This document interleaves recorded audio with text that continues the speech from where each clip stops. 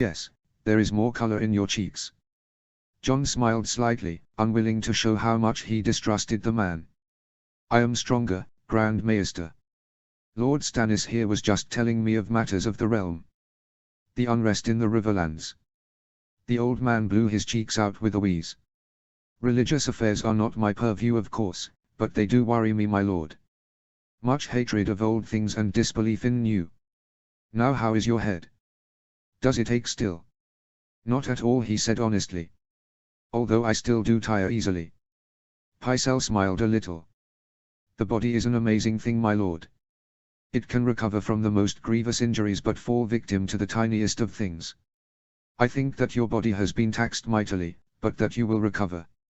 Time and rest is the answer. Time and rest. I wish my son was here, John admitted quietly. Seeing him would rally my spirits mightily. Grand Maester, will Lord Arryn be fit enough to sail for the north with me? Stannis asked unexpectedly.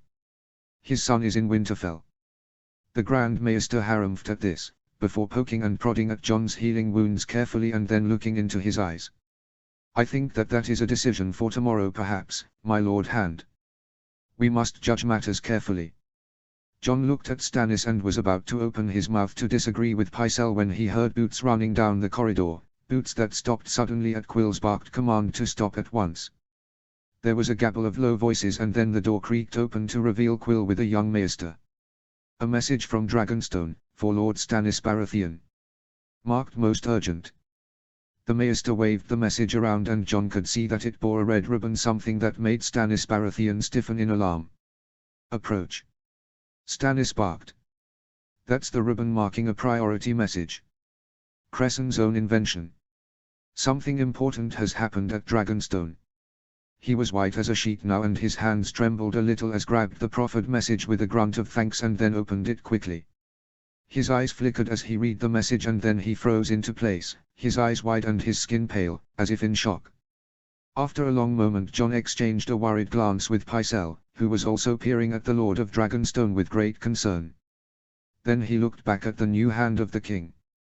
Lord Baratheon. Lord Hand. Stannis. Stannis Baratheon.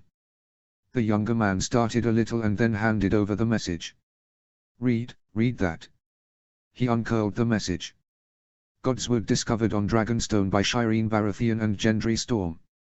Old passageway in cliff, sealed for centuries. Weirwood trees found. Shireen possessed briefly by old gods. Grayscale scars all gone, burned off by red fire that left no mark. The call has been heard in Dragonstone. Shireen well. Command us. There was a long moment of shocked silence and then Pycelle emitted yet another harumph. Impossible. There is no godswood on Dragonstone, no weirwood trees. Your Maester Cressen, Lord Stannis, must have been drunk or addled in the head when he wrote this. There's no godswood on Dragonstone, Grand Maester Stannis muttered in a voice that sounded dazed. You're right about that. But Cressen might be old, but he has never been addled. He would not have written that message, or assigned that ribbon to it unless he meant every word. He passed a shaking hand over his face. If my daughter is indeed now unmarked by grayscale, how can that be? Pycelle sighed. My lord, he said sorrowfully, there is no way to remove the scars from the disease. Much was done to arrest it on your daughter. But to reverse it? It's just not possible. Stannis took the message back gently from Jon's fingers and then leant back a little in his chair, the message waggling slightly as his hands shook.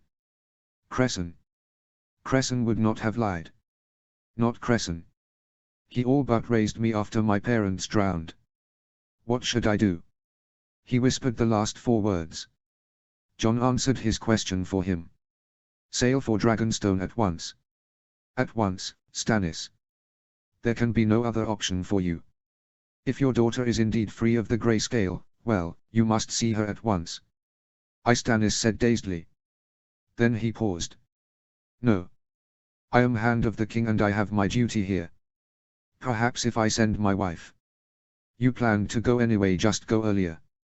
Be flexible and adjust your plan. I can give orders on your behalf from here.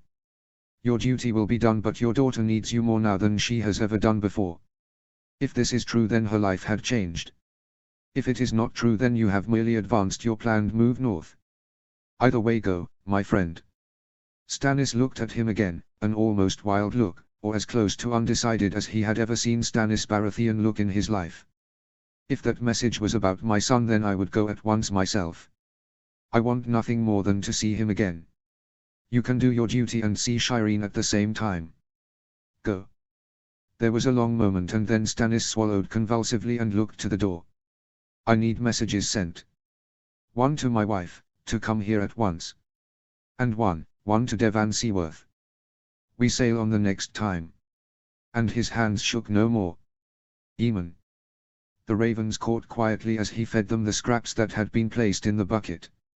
Feeding them was something of a challenge at times. It helped when there was someone else there, but it also gave him a chance to think. And he needed to think. The chests were not even partway emptied and their content studied, but what he had found, or rather what had been read to him, was enough to confirm many of his blackest fears. Objects had been found, things that were supposed to have been passed down from Lord Commander to Lord Commander, things that were supposed to have given them warning that something ancient and evil stirred north of the wall. But these were also just a fraction of what had been lost, broken, or thrown away, or misplaced, or just ignored. The last Lord Commander at the Night Fort had realized that memory was something that constantly ebbed the more time passed after an event, and as it had been many centuries since the others had been seen, the memories of what to look for had faded and dimmed down to the merest spark. By the time that had become necessary to abandon the old headquarters of the Night's Watch, there had been a danger that that spark might gutter completely. He'd had the words of that last Lord Commander read out to him. It spoke of his worries about if the Targaryens would understand the need for the Night's Watch, if they would listen, or if they would let it dwindle away. That Lord Commander, one Tyrk Lannister, had been right. His ancestors, they had not listened. Not really. Oh, they had paid lip service to the Night's Watch and their ancient duty, but with the exception of the new gift and the jewels of Alysanne, they had done very little. The Watch had dwindled down almost to extinction. So he knew why those boxes had been bricked up. Precious knowledge had been preserved. But there must have been some plan, some hint, about it somewhere in the records. Some object or record that would have told future Lord Commanders where to look and what to do. Any help would have been better than no help at all. He huffed in exasperation. Well, at least they knew now.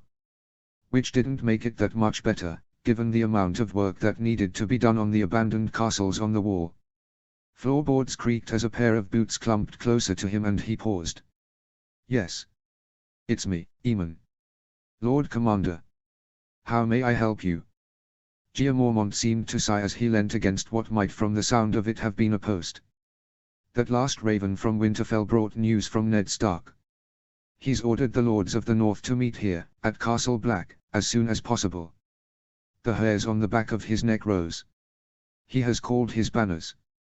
Nay, just a council of war, or so the message says. He intends to give us all available help. He nodded thoughtfully. A shame, then, that the first ranger has left for the south already, and that the other cages have been sent off to south. I know. A pause. I have been thinking about sending out a party to the Overlook, with orders to follow Benjen's instructions about that place to the letter, in order to find one or two whites. We have more cages available for parts to exhibit. Aemon pursed his lips a little in thought. I have a better idea. Why not ask Mance Rayder about sightings of whites and help with that? If, as seems likely, we need to work with the wildlings, well, that might be a useful first step. A long silence fell. A good idea, Jeor said reluctantly. Let me think on it for a day. Lord Commander, we need to put aside old hatreds. Both we and the wildlings live. The true enemy is the dead and the others that animate the dead and desecrate them. I know, Jeor Mormont groaned. But shaking off the habits of a lifetime and of past Lord Commanders, it is easier said than done. Far easier indeed. And yet it must be done. I have much research to carry out. There are many chests still to go through. Which reminds me. One of them contains a journal. That of one Tyrk Lannister, Lord Commander of the Night's Watch. Excitement flared within him. The man who ordered the abandonment of the Night Fort. The very same. Why? I was hoping to find more of what he planned after the chests were bricked up, if he left some record or artifact that we somehow missed about the cache. Then I shall read this journal aloud to you. Shall we start in an hour? We shall indeed. And he felt curiously alive. Daenerys. The sea. It sighed to her, called to her. That blue expanse beyond the headlands.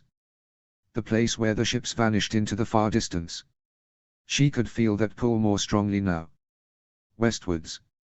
Why? What was it? She sighed and then looked about the grounds. She didn't look at the house behind her, where the repair work was still going on. Somewhere someone was watching her. From a distance. She wasn't used to people being afraid of her. She'd seen people acting nervously around Viserys, but then her brother had always had a short temper. For people to all but tiptoe around her though, well, it was strange. And uncomfortable. It was the dragons. They were curled up in a ball of multicolored scales, wings and snouts in the padded sling that she had around her neck and over one shoulder for comfort. It was a temporary solution, and one that she needed to find an answer for, as they were growing. Slowly, but they were growing. But, she had to admit that it wasn't only the dragons that people were afraid of. She'd heard a few people talking about her. Most called her Daenerys Stormborn. But there were others who called her Daenerys Sylvis, and that frightened her more than a bit. Her memories of that night were mixed. Confused. She didn't remembering the madness that had consumed her brother, she didn't like to remember how he had talked of killing her. She didn't like to remember how Magister Mapatis had saved her life by killing her own brother and perishing in the same flames. And then afterwards flames around her and the smell of smoke and other, more terrible things that she didn't want to remember smelling, and then that cold, strange moment when she felt as if something very old and very surprised, and more than a little insane, had suddenly noticed her. It had only lasted a moment, but it had been enough to terrify her, or had it been just a moment? She couldn't remember getting rescued afterwards. She'd just suddenly woken up after someone had wrapped a cloak around her nude body, and then realizing that she had 3 live dragons on her. Dragons. The thought of it still stunned her. Her family had bred them, flown them. And then died trying to get dragons back again. She knew why Viserys had been so desperate to get a dragon. She knew what had been behind his madness. At least she had a lot of information about dragons. Many books had been brought to her by the Magisters, many weighty tomes on the care and management of dragons, or at theories about the care and management of the dragons of old Valyria, before the Doom. She shook her head a little. The scroll had shaken her deeply. She'd found it in her room that morning, in with one of the books. And what it had said had shaken her. I write as a friend of Illyrio Mapatis, and also as a loyal counselor to your royal father. By now you will have been given many books on dragons by the Magisters of Pentos. Do not trust the Magisters, they have their own reasons for giving you those books. They have little intention of helping you reclaim your father's throne. Instead they will want your dragons to attack Bravos, so that they may have their revenge. And then they will use them to attack the other free cities. There will never be enough time to help your campaign for the Iron Throne. Be careful, be cautious and be wary in what you promise. There is much you do not know about what has happened of late in Westeros. You are not alone, I will soon come to offer what help I can give you. It was unsigned, but she knew after some thought that what it said had a great deal of merit. The Magisters had asked her quite a few questions and then asked her seek the answers in the books. How much damage could the dragons cause if they got loose in the harbor? Were there any defenses against dragons that were widely known? Could dragon fire melt stone walls? Could she control the dragons to, hypothetically speaking, command them to target exact buildings? Those were not the questions of those looking to protect Pentos.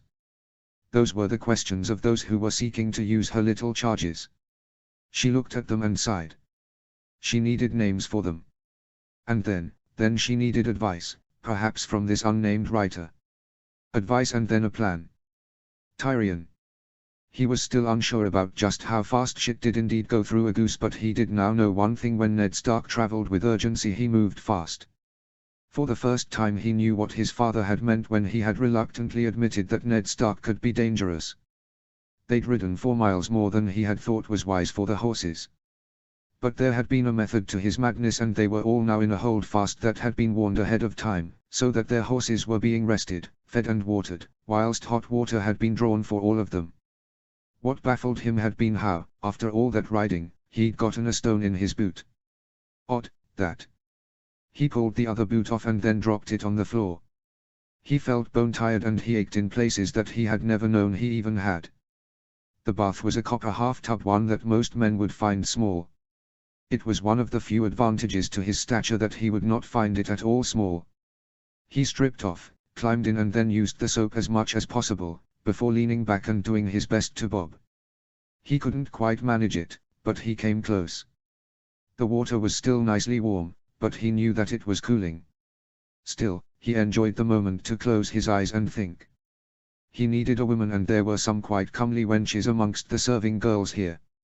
One thing held him back. He had the oddest feeling that Lord Eddard Stark was watching him. Assessing him. Judging him. It was an odd feeling, that.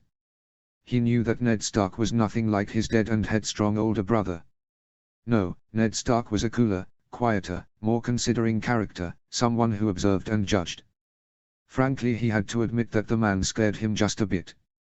There was a weight to him, in terms of influence. He'd seen Father judge people effortless and without mercy at times, just as he'd seen Father rule the Westerlands with a rod of iron. But Ned Stark, there was something happening here. Some old power, old force of support, or something like that, was emerging. People did not follow Ned Stark because they feared him. They followed him because they knew that he would make the right choices. Hard choices perhaps, but the right ones. He opened his eyes again. And he had the feeling that Ned Stark was judging him on behalf of someone. He felt uneasy all of a sudden. No, it was fanciful. She was Stark's cousin and had a fine mind. Quite a fine body too, from what he suspected, and, by the gods, old and new, he had stopped this line of thought, lest he go stark staring mad. Hey! The water was cooler and less enjoyable now, and he climbed out and dried himself off with a woolen cloth. He still ached, and after a long moment he pulled out the stone jar containing the ointment. The top stuck a bit in the unstoppering of it, but once it was off he sniffed the contents carefully. It was good that he'd been hesitant about it, because he felt his nostril hairs shrivel from the smell. It seemed most medicinal. A very careful application of it to the tenderest places brought a muffled exclamation as fire seemed to burn briefly on those spots, and then it eased to a soothing warmth. He sighed, resealed it and then dressed carefully in clean clothes. When he reached the hall he could see that most of the others were already there. Ned Stark was to one side talking quietly with his two sons and his ward. The latter three had their direwolves at their feet, all of which looked as grave as their owners.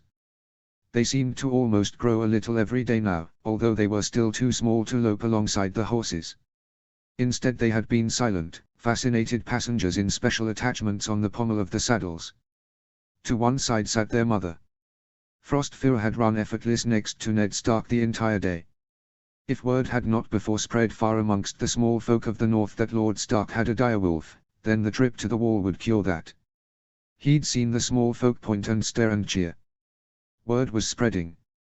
It would spread faster soon. Great John Umber waved him over to a bench and he sat rather gingerly, before a servant delivered a bowl of stew and a plate with several bread rolls, along with a foaming mug of ale. He peered at it and then shrugged. He was starving hungry.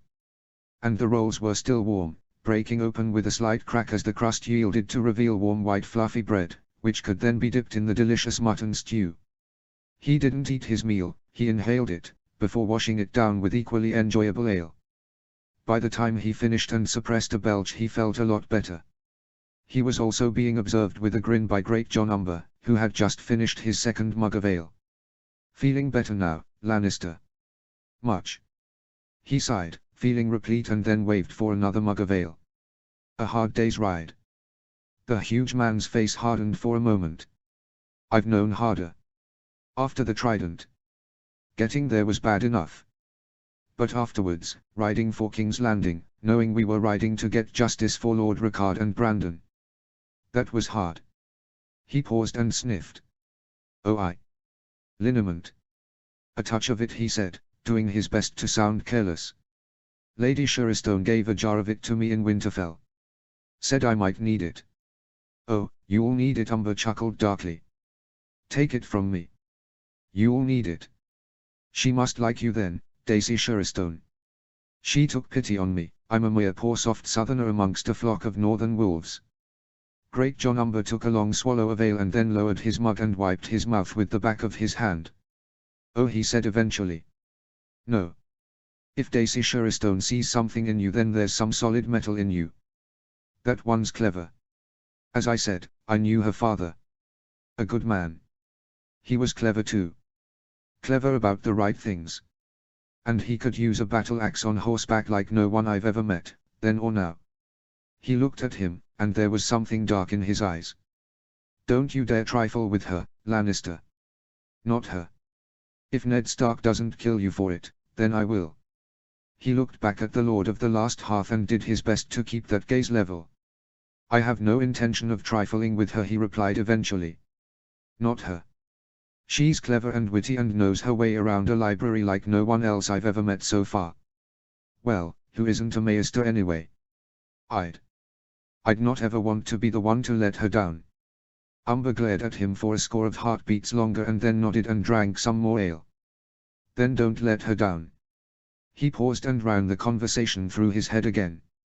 What exactly are you saying? Oh, by the gods, don't ask me, ask Ned. Ask Ned, I mean Lord Stark. What? Permission to court her. Tiny demons made from ice ran up and down his arms and legs for a moment, before dancing a very pretty gavotte along his spine. I'm a Lannister, he said dully after a moment. The last girl I properly courted I married. Without my father's permission. He did not take the news well. She was lowborn and, it is a long and cruel story that I'd rather not tell here. I was a fool. And my father was, cruel. He had it annulled. Since then. I have. A huge hand landed on his shoulder and he looked up to see Great John Umber peering closely at him. By the gods. I knew that Tywin Lannister could be a hard man. I even knew that he could be a right shit at times. You have to be if you're Hand of the King. But to hear his own son call him cruel. I'm sorry, lad. I'm sorry. Tyrion smiled through a sudden haze of tears, wiped his eyes and then drank his mug of ale with 4 long gulps. It was a while ago. Years ago. Wounds of the heart don't heal as well as wounds of the skin and bones, Great John Umber said surprisingly shrewdly. I learned that a long time ago. But I'll say this much, your father's not here and Daisy Sheristone is cousin to Ned Stark himself, so no one in their right mind would call her lowborn. So there's nothing to stop you courting her. That said, break her heart and I'll break the bits of you that Ned leaves intact. And then Roose Bolton will take his turn. He liked her father as well. We all did. He grinned at him and then waved for another ale. You'd best get ready for an even harder day riding tomorrow. He smiled weakly. What fun. Davos. They had sailed on the next available tide that morning. He had placed his best man in charge of the gold cloaks, a man who he knew had never taken a bribe in his life, and left for the docks at once to choose his fastest ship, a low sleek vessel called Sea Eagle that he used for courier work for Lord Baratheon. It was ironic that this time it bore Lord Stannis Baratheon himself, along with the Lady Sliss. Sea Eagle didn't have very large cabins, but this was not something that bothered either Baratheon. Lord Stannis Baratheon spent most of his time on deck, not far from the tiller, while his wife varied from being next to his side to pacing about in the captain's cabin below. She seemed unable to keep still at times. Lord Stannis, on the other hand, he seemed like a statue at times, his gaze fixed on the east. Always east, in the direction of Dragonstone. The winds were good, a steady one from the west that sent the ship speeding east at a good rate of knots that ate up the miles with every hour. Davos was almost constantly at the tiller, only yielding it to Devan to relieve himself or to snatch 40 winks. Devan was a good sailor, but Davos trusted no one but himself to get to Dragonstone as fast as possible. He summoned up every scrap of knowledge he had of seamanship, every instinct he had for wind and wave and ship. He knew these waters like the back of his hand and used that knowledge to get everything out of the ship. The men shifted sails slightly at his direction, cramming on as much as he dared. If he could have, he would have attached his handkerchief to the crow's nest for that added scrap of push. Shireen Baratheon had been teaching him to read, in secret. His lessons had been curtailed by his time in King's Landing, but that had been a poor excuse in her eyes, and she'd sent him letters and books and notes, with new words clearly labeled and explained. The head of the Gold Cloaks, she'd pointed out, had to know how to read. How to sign his name. After all, he'd be a lord one day. He doubted that last part, but he'd swim through blood for that child. Wise beyond her years, but sad beyond her years as well. The thought that those scars might be gone, that the blight of grayscale, well, it was a dream come true. They sailed on, through the night. The stars were his guide, the night sky his map, his nose aquiver for every smell of land if it came too close, the feel of the tiller's pull in the water his guide to current and tide. Stannis Baratheon remained on the quarterdeck, a still, stiff figure who paced occasionally but who then went back to staring ahead as the ship sliced through the waves as it raced before the wind. Occasionally Lady Sliss joined him, a white-faced strained look on her face. Sometimes she spoke to her husband in a low undertone. Only once did Davos hear their conversation. "You must eat, husband." "I cannot. I cannot keep it down. I am nervous. I am unmanned." "Never that. I want to see our daughter too. But if you do not eat or drink you will collapse. And the men will think you weak." He shot her a glare, which seemed to turn to a more troubled look. "I have tried. I want to. But the need to see Dragonstone drives me. To see our daughter." A short silence fell. "I should have given you sons. There is still hope. We still have time. I was wrong about my duty to you. And it is appreciated. Drink something, husband. And eat, even just a mouthful." And then she left. Stannis followed her after a short time, before returning later with more energy in his step to resume his silent vigil. On they went, though the night. Devan took over twice so that he could have short naps, but he soon returned to the tiller. Navigating at night was not something that Davin was used to, not when it came to Blackwater Bay. The danger of impaling a ship on one of the spears of the Merling King was too great if you didn't know exactly where you were, and Davos did, from that unique combination of instinct and knowledge. Every now and then they'd catch sight of a looming light from one of the towns on distant shores. But it was the way that she-ship behaved that told when they had entered the gullet, even before they caught sight of a light on Driftmark. His quiet grunt of satisfaction had brought Lord Baratheon out of his silent vigil. "What? Driftmark, my Lord Hand." "Good." On and on, into the slowly lightening sky. And then the man in the crow's nest finally called down, "Deck there." "Report." Davos bellowed back. "A light on the horizon 3 points to port." "Dragonstone," Davos said with a tight grin. "Almost home, my Lord Hand." "So soon?" "Sea Eagle's a fast ship, my Lord Hand. And we've had good winds and a fast passage. I will see you well rewarded for this, Seaworth." He nodded shortly and then concentrated on the final part of the passage. There was another area of shallows that had to be skirted, and he sensed it almost before he smelled it. Sometimes there was a slight scent of sulfur from it. Easily avoided. Well, for him anyway. As the darkness started to lift further, he had Lord Baratheon's personal standard hoisted from the tallest mast as they beat up the long reach towards the docks. By the time they were on a course to dock, the sun had risen and they had been sighted, based on the guards running towards the dock and the dockworkers pulling out a gangplank with handrails. Davos guided the ship in with practiced ease, roaring orders to furl the sails at the correct moment and using wind and current to come to a halt at the right place. Lines were heaved and made fast to bollards, rush fenders were put over the side, and guards came to attention as they saw Stannis and Sliss Baratheon waiting to disembark. As the gangplank was out into place, Davos saw a figure in black robes approach. Cresson. The moment that he was able to, Lord Stannis hurried down the gangplank, his wife just behind him. As Davos turned to give Devan a brace of orders about the ship, he heard his patron bark, "Cresson, where is my daughter?" "In the Godswood, my lord." "Godswood? What Godswood? There is no Godswood on this damn island, Cresson." The old man raised both hands in a placating manner. "That's what I thought too, my lord, but come with me. I shall show you it. Lady Sliss as well." He turned and scurried off, with the 2 Baratheons and some guards hot on his heels. After a moment Stannis seemed to remember where he was and turned to wave a hand at him. "Seaworth. Come."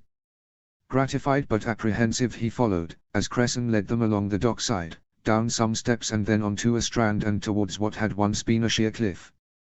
Davos had seen it before. But this time one of the notches in it looked different. Debris had been pulled away from it and as he approached he could see stonework.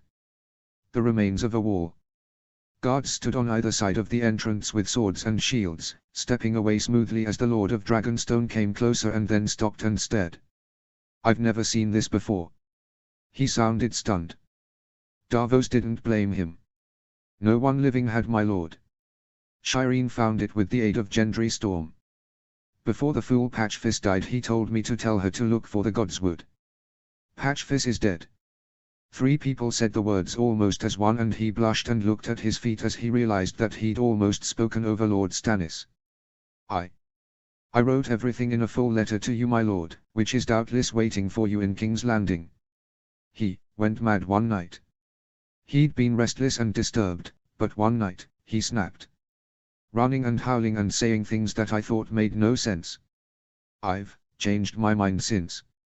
I've ordered what he said to be written down.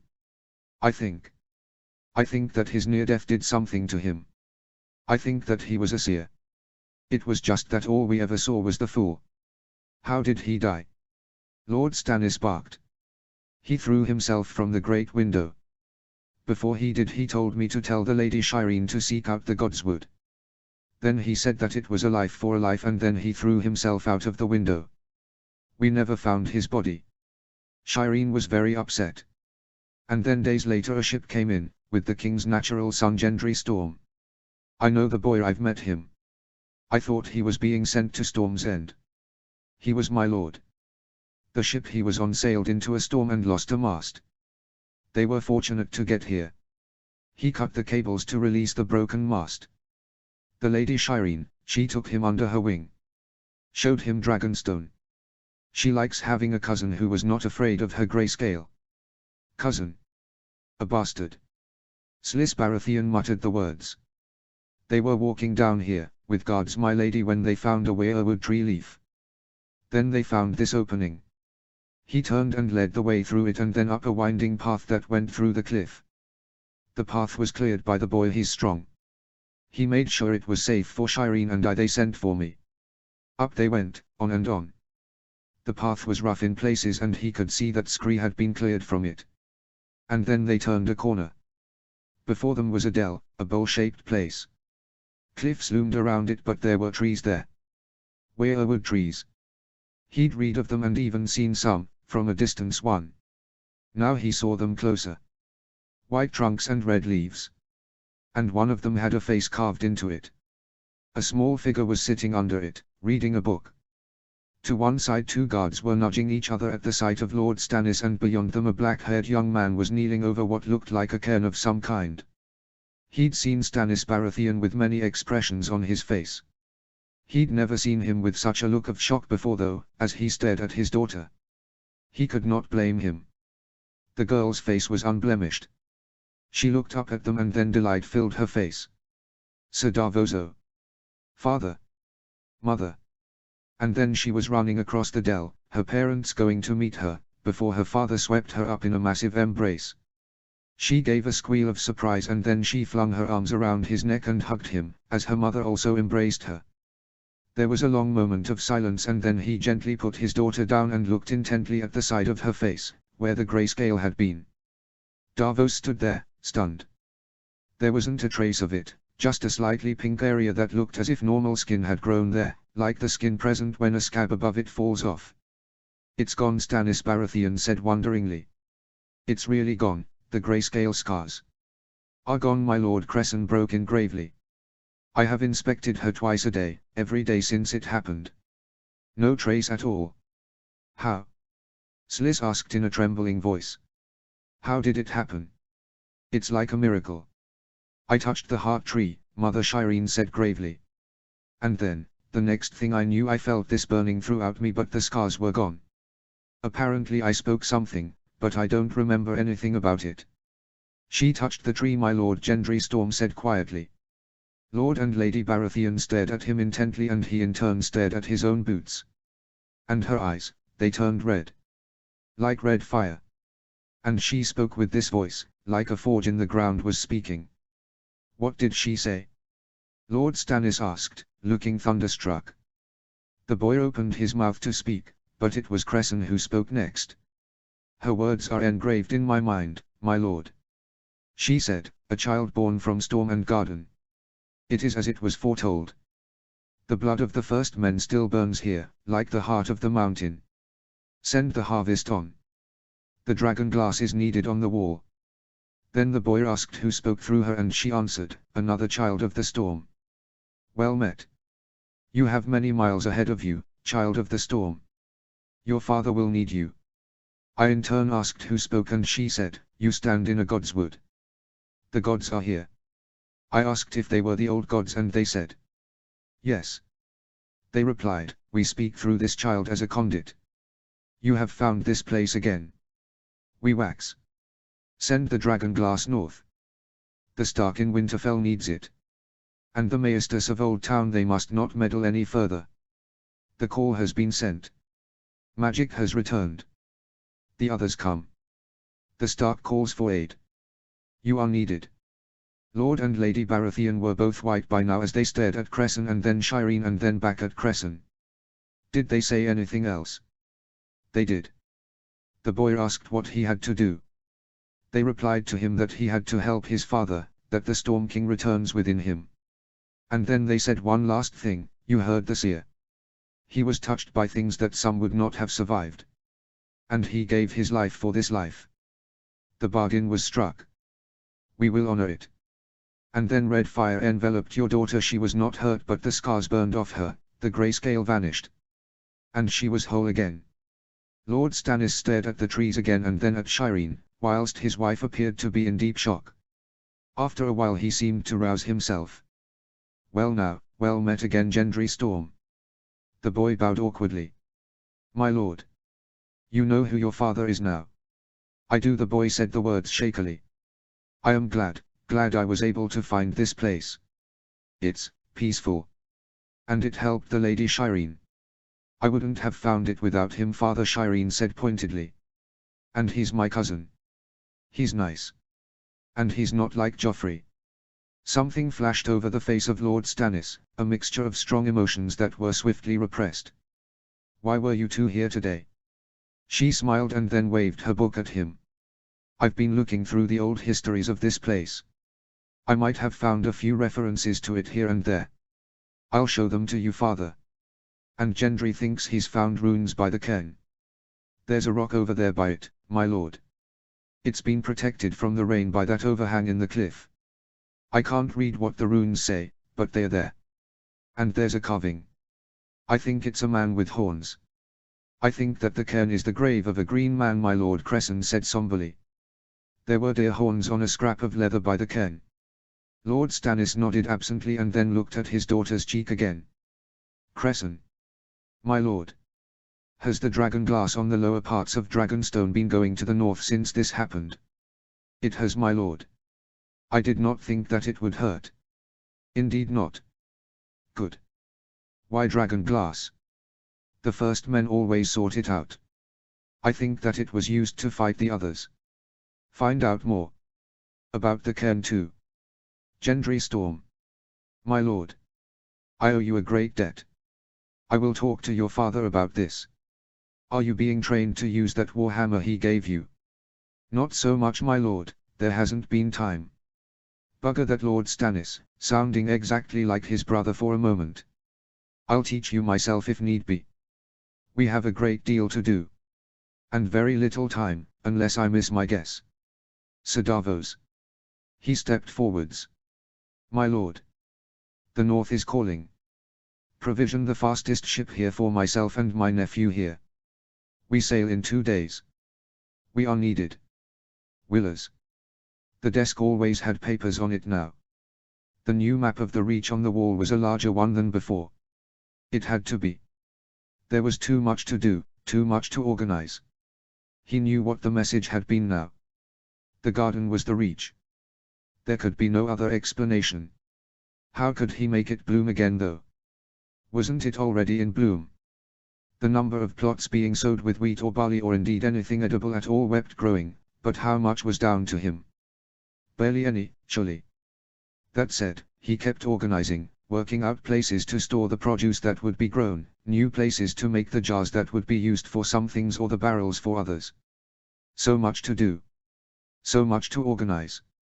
He looked over at the spear by the desk. Other bane was unlike any weapon he'd ever seen before. The metal was odd for a start. He'd shown it to a swordsmith, who had peered at it and then scrutinized it as hard as he had ever seen anyone look at anything in his life. Skimtel had been the eventual, stunned response. It's Skimtel. And these stones, like glass. Obsidian, I think, Lord Willers. Yes. Obsidian. He'd done his research since. Skimtel was something that the first men had used for some of their most precious relics, relics long since gone. Or were they? Robert Baratheon wielded a great sword made of something similar these days. And travelers from the north spoke of how Ned Stark bore a great mace these days. An ancient mace. The name whispered was that of the Fist of Winter. He was still researching the runes. They were difficult to determine, as their meaning could be ambiguous. To hold the line, stone by stone, as the garden blooms behind. What exactly did that mean? What line? The wall perhaps. Should he travel there eventually? Surely he had to if the others had returned. Perhaps the Reach had fed the forces on the wall. That made sense too. The problem was that he was not formally in charge of the Reach. Oh, he had support from grandmother, but father was still head of House Tyrell, Lord of Highgarden, Defender of the Marches, High Marshal of the Reach, and Warden of the South. But, he had to admit, his father was still an idiot. Amiable but an idiot. He looked back at the papers in front of him. And then he heard the boots in the corridor. They stopped walking at his door and he looked up. Loras was standing there. Father wants to see you. At once. He stared at his younger brother, who had a look of sullen confusion on his face. Ah. It had come. That moment of confrontation with father. He stood abruptly, placed the letters he'd received from Oberyn and the Citadel in his pocket, grabbed other bane and placed it in the carrying sheath that he had made, slung it over his shoulder and then strode out, at such a pace that a startled Loras had to scurry to catch up with him. As they passed down the corridor he looked out. Grandmother was embroidering something whilst sitting next to Margaery. As they passed grandmother looked up as if by instinct, caught sight of him and then narrowed her eyes, before handing over her embroidery to Margaery and then stood and reached for her cane. Good. Father was pontificating to a maester in his study, which did not surprise him. He was discussing how he had always known about the statue of Garth Greenhand or something like that. As soon as he saw his sons he straightened up a little and dismissed the maester with a gesture. You summoned me, Father Willers said in a level voice. Here I am. Father flushed slightly and then stood up. Willers. I think that it is long since past time that we talked about your increasing, meddling in the matters of the governance of the Reach. Willers widened his stance slightly and then stared into his father's eyes. Meddling. I would hardly call it that myself. I would rather say that I have become more aware of how the Reach is being run. And I in turn would caution you against meddling in things that you know nothing about. This plot with Renly Baratheon to replace the Queen with Margaery. It is folly, Father. It is as stupid idea as I have ever heard. And it must stop. His words seemed to stun Father for a moment, who first went pale and then red with fury. Stupid? Boy, do you have the faintest idea what you are talking about? I do. He spat the words out with a cold certainty that seemed to puncture Father's bluster. It is folly, Father, as I said. Yes, the king's marriage is an unhappy one. But there is little reason to suppose that he'd suddenly send Cersei off to the Silent Sisters and then marry Margaery. My sister looks nothing like Lyanna Stark, even Robert Baratheon would regard it as a piece of political insanity, and do you really think that Tywin Lannister would sit back and let such a thing happen? Do you really think that, Father? He could see Loras start to open his mouth and he turned on him in a flash. Not a word, brother. Not a damn word. Your conviction that this madness contains even an ounce of sense is foolish beyond words. And Renly Baratheon is a fool if he thinks that this is possible. So be silent. Loras shut his mouth with a snap, apparently stunned into silence. Father on the other hand was starting to swell with rage or possibly bluster again. Willers, we are talking about the highest gambits possible in the Game of Thrones, a game of the highest stakes. Stakes beyond your imagination. We have a chance to place a Tyrell at the side of the Iron Throne, to have Tyrell blood tied to the kingship and... No. He bellowed the word, leaning forwards and making Father lean back in shock. No. No chance. It is folly. Even if Cersei is torn down at Queen, her children are still there. Joffrey may be young but he is a sadistic little shit, and do you really think that he will look kindly on Margaery if she replaces his mother? And then there are still Myrcella and Tommen. For Tyrell blood to sit on the Iron Throne you'd have to have the king disinherit his 3 legitimate children for any so far unborn children that he'd have with Margaery. Do you see that happening? Do you? He's right, Mace, and you know it, said a voice from the door as grandmother strode in, her cane clacking, before sitting without ceremony. Oh, and your attempts at getting that young man to distract me from this meeting were as fruitless as it is possible to get. Imbecile. Father had turned a little pale at the arrival of grandmother. Nevertheless he still rallied. Mother, this is a private meeting, about things that are far, far, above your head. Oh, you really are a blockhead. I admit it, I gave birth to an idiot. Mace, listen to Willers. He's more intelligent than you and he's right about one important thing. He nodded and then looked at Father. The Game of Thrones is in abeyance. It is no longer relevant as things now stand. If Father had been shocked before then this stunned him. In abeyance. Willers, what are you talking about? The Game of Thrones has always been played and anyone who thinks otherwise is naive. I didn't think that my own son would be foolish to believe otherwise, and the call rendered it moot. The call rendered everything else moot. Father, winter is coming. Loras snorted to one side, whilst Father just stared at him. And now you aren't just foolish but you sound like a Stark. Winter, why are you talking about winter when it's still summer? He pulled out the letters and threw them onto the desk in front of him. Oberyn Martell and one Archmaester Garin from the Citadel have both written to me. They told me the same tale, talked about the same facts. There's a long winter coming, Father. And we need to prepare for it, or the Reach will suffer. More staring from Father and Loras and a resulting sigh of despair from grandmother at such a reaction. A long winter. Yes, Father. Apparently the Citadel is currently in the middle of a huge argument about it. Nevertheless they do agree that the stars have changed. Father, this summer has lasted for many years now. A winter of equal length could be coming, Father. The Reach must prepare for it. Father kept staring at him. It was Loras who next spoke. The call. You speak of this call that the small folk babble about. That mummery. Loras, dear grandmother said wearily. Please stop talking. You can go away and polish your armor or something. His brother glared as much as he dared at grandmother, who returned the glare with one that reduced him to a small child. Mummery. Willers said coldly. The call affected me, Loras. It was heard across Westeros, let alone the Reach. It wasn't just heard by the small folk, nobles heard it too. The Red Wines have been sending supplies to the Wall. The Florents are as well.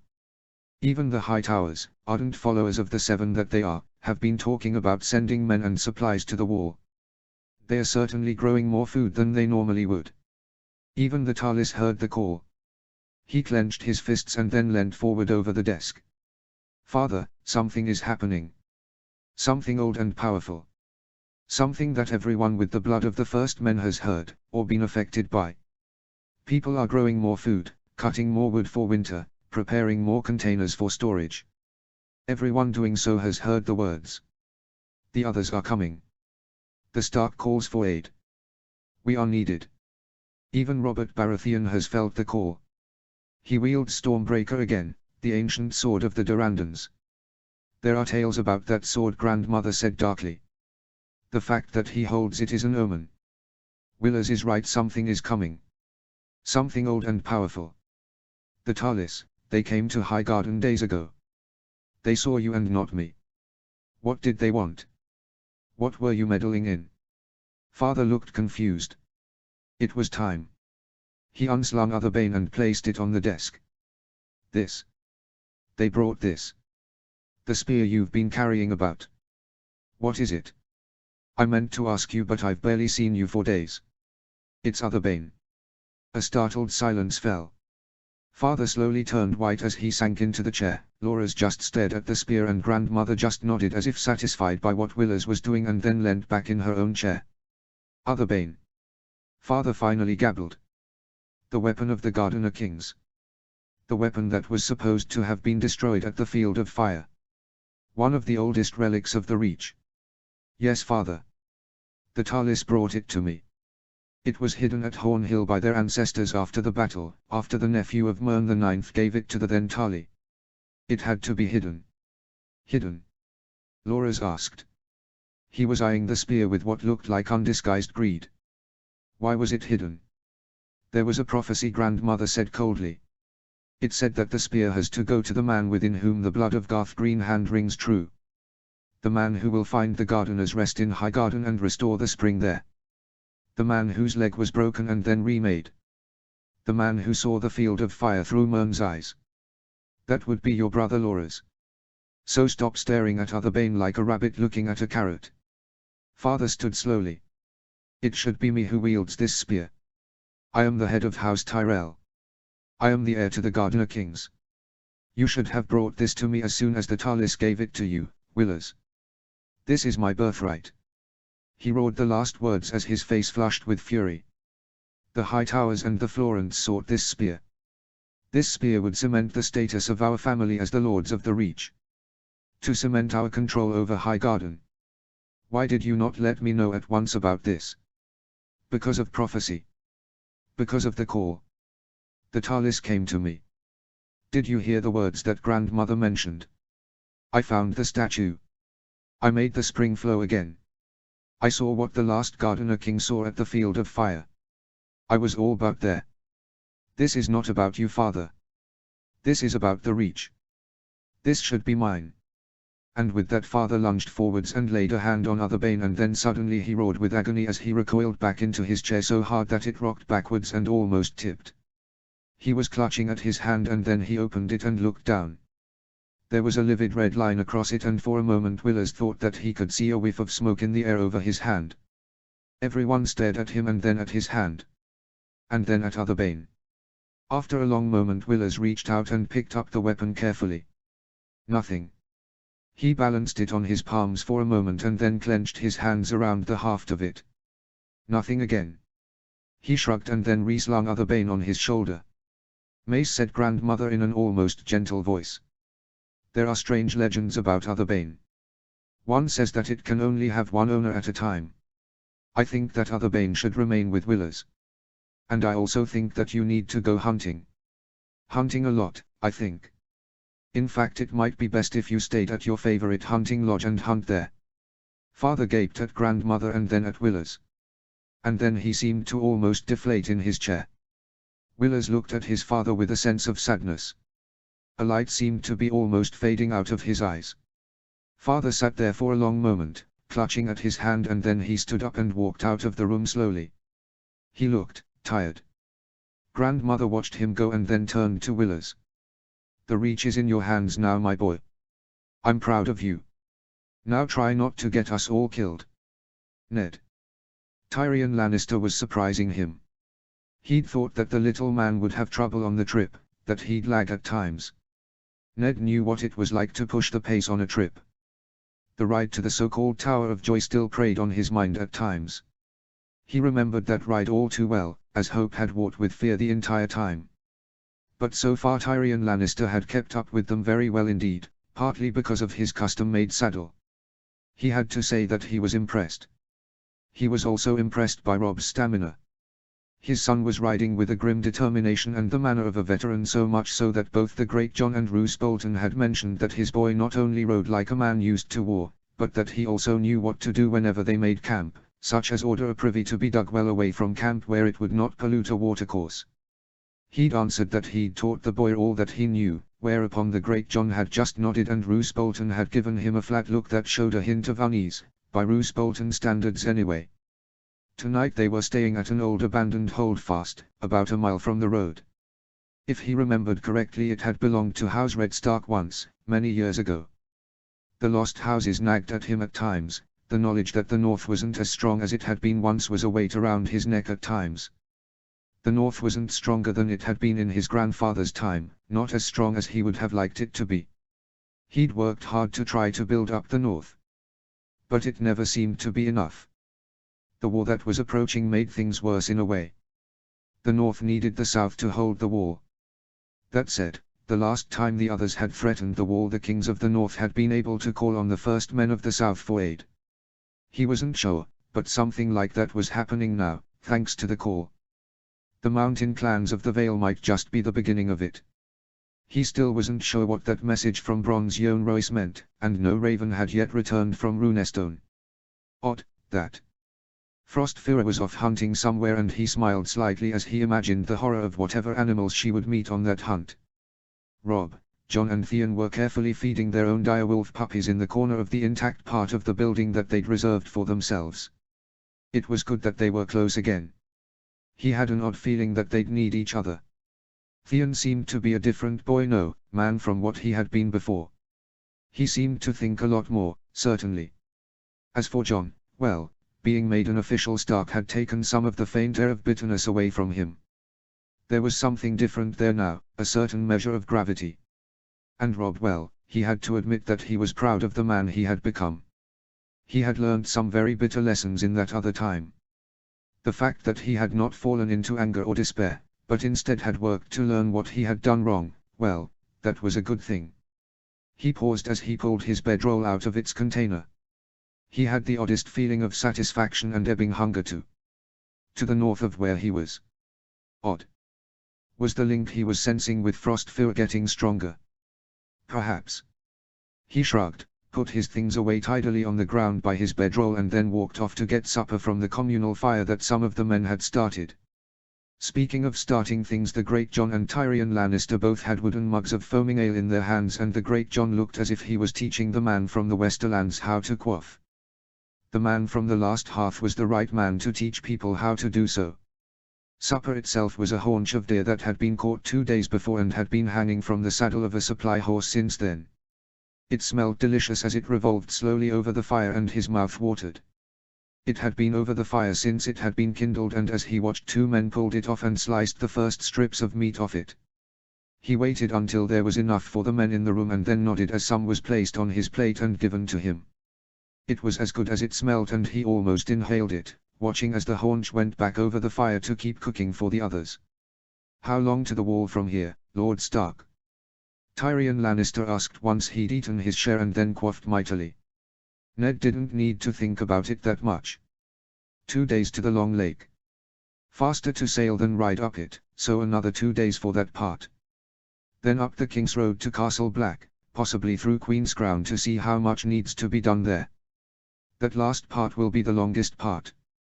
10 or 12 days for that part, if we drive ourselves hard and are lucky in that no one throws a shoe. Tyrion Lannister stared at him. "I'd heard that it took a month at the very least to get there." "Ned's leading us," Great John Umber grunted. "As I said, shit through a goose." "That's a very unpleasant metaphor, Lord Umber." "Inaccurate too. How fast does shit go through a goose?" "I really couldn't tell you," the Great John replied with a grin. Then he looked at Ned. "The longest part of the whole thing will be persuading Ricard Bloody Carstark that the others have really returned. He's a stubborn bastard. He sent a raven pledging his support," Ned pointed out mildly. "He should know." "I," came the reply. "But he's still a stubborn bastard who thinks that he knows better than everyone else and that his pride beats everyone else's." "He'll listen," Roose Bolton said quietly. "He'll have to." "I'll talk to him," Ned said, looking to one side as his son, nephew and ward appeared looking ravenous. "He'll listen." Someone shouted a challenge outside, and he turned to look at the door with a frown. After a moment a man at arms entered and then saluted him with a thump of a spear on a flagstone. "My lord, a man of the Night's Watch is here, demanding to see you." "Admit him," Ned called, before standing. To his delighted astonishment Benjamin strode in, a saddlebag slung over his shoulder. Ben. Ned. And his brother strode up and embraced him in a rib-cracking hug that Ned returned in full force. Thank the gods, good to see you again. And you? Ned stepped back and looked at his brother. He looked tired, a little thinner but happy at seeing him. Then he saw the look he was giving him. Your mission. I did it, Benjamin said in a low, level voice. I have what is needed. I have the proof you seek. Ned felt his throat constrict for a moment in a combination of exultation and dread. You have the hand of a white. The hand and also the head of one. We found cages for them, created by the first men. It's a long story, but I have what you asked for. He looked about the room and at the men who were only now starting to notice Benjamin, Robb, John and Theon included. Ned, this is worthy of an announcement. They all need to see this. Ned nodded thoughtfully. Then he took a deep breath. My lords. Men of the north. Men with the blood of the first men. Gather around. There was a susurration as the men all stood up and approached. By the bulging cheeks of the two other Starks and one Greyjoy they had taken the chance to stuff their mouths with whatever meat had been on their plate. He hoped that they wouldn't be spewing it on the floor soon. This is my brother, Benjamin Stark, first Ranger of the Night's Watch. He has a tale to tell, of a mission I gave him. And something to show you all. A reminder of what we will be fighting. Benjamin. His brother quirked an eyebrow at him, as he had of old, and then cleared his own throat. Lord Stark sent me north, beyond the wall. I sought a prey that none of us has seen for thousands of years. A white. Silence fell, the muttering vanishing completely. Great John Umber stood there, his mug of ale in his hand and as grim a look as he ever bore on his face. Tyrion Lannister squinted up at Benjamin to one side of the Great John, his face tense. Howland Reed stood to one side, his face darkened with foreboding, and as for Roose Bolton, he was pale even by his standards. Of the others in the room all looked curious and wary. Oh, so wary. And I found them. I found whites. 6 of them. Both long dead and recently dead, but dead men and women that still walked. And fought. My companion and I killed them all, or rather cut them to pieces. Behold. He reached into a saddlebag and pulled out a bag, peered carefully in and then extracted a cage. There was a head in that cage. That of a woman. And then suddenly the eyes flicked open and blue orbs stared at them all before the mouth opened and closed with a hiss. He did his best not to flinch and just about got away with it. Most of the others did flinch, though a groan of shock and horror rolled around the room, along with exhortations to the old gods to save them all. He nodded somberly. Look at it, all of you. That's what we'll be fighting. That and worse. A white-faced Tyrion Lannister was staring up at the head in horrified fascination. What is that cage made of? I don't know, Benjamin said with a frown. I found it at a place called the Overlook, by the fist of the first men. He looked at Ned wryly. It's a long story. Knowing you it would be, Ben the Great John said in a voice of forced joviality. I think we need to hear it. I said Lords Bolton and Reed at almost the same time as Robb. We do. Benjamin nodded and covered the cage back up again. Then sit and listen. Oh, and is there some food? Ned swallowed. Ben might be used to severed heads of whites in cages, but he wasn't. Not just yet anyway. John O's. The rider reined in his horse from a gallop in a great clatter of hooves and then leant over it to look at Tytos Blackwood. They come, my lord, he gasped. They come. By the main road. They are kindling torches as they march. As to their numbers, I counted perhaps 300s. A hedge septon leads them, as was reported. Blackwood nodded at the rider. Good lad. Take your horse to the stables and report to the steward. As the rider walked away with his horse, Blackwood looked at him. It was a good thing that we came here together. Rumors are flying about the land like sparrows in pursuit of food. He replied, with a grim smile. Always good to disappoint people by showing them that we meant what we said when we swore that great oath. Idiots think that our word is good for nothing.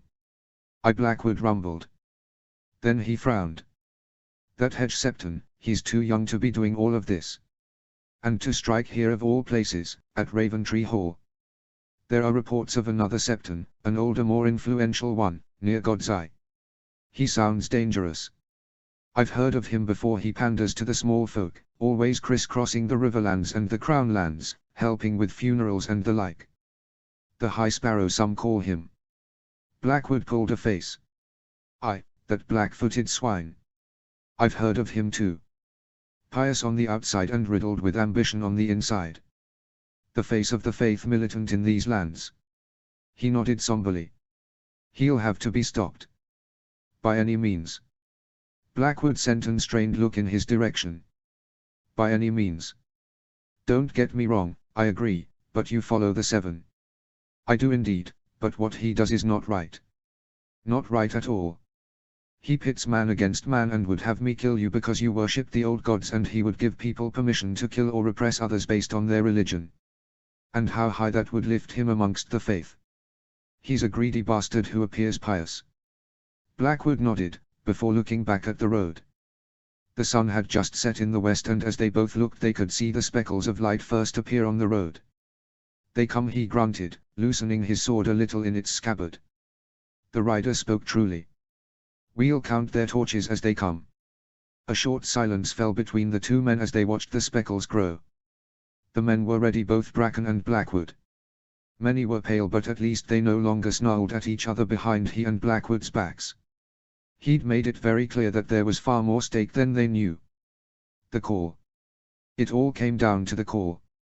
Word came from Stonehenge, by the way, he muttered quietly with a grim smile.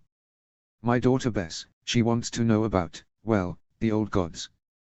And worshipping them. I don't know what to tell her. I was hoping that you might be able to give me a suggestion. Blackwood nodded somberly. My Bethany might be able to talk to her. Write to her, I mean. She's a good girl. Has a kind heart. Likes explaining things. That would be right kind of you. And of her. He shuffled his feet slightly. Small talk could be difficult at times. Then he sighed. The torches were coming straight for the main gate. Stand ready, but only act on my command, Blackwood called out, and John O's nodded fiercely. This was Blackwood's lands. It would come down to his decision and no one else's.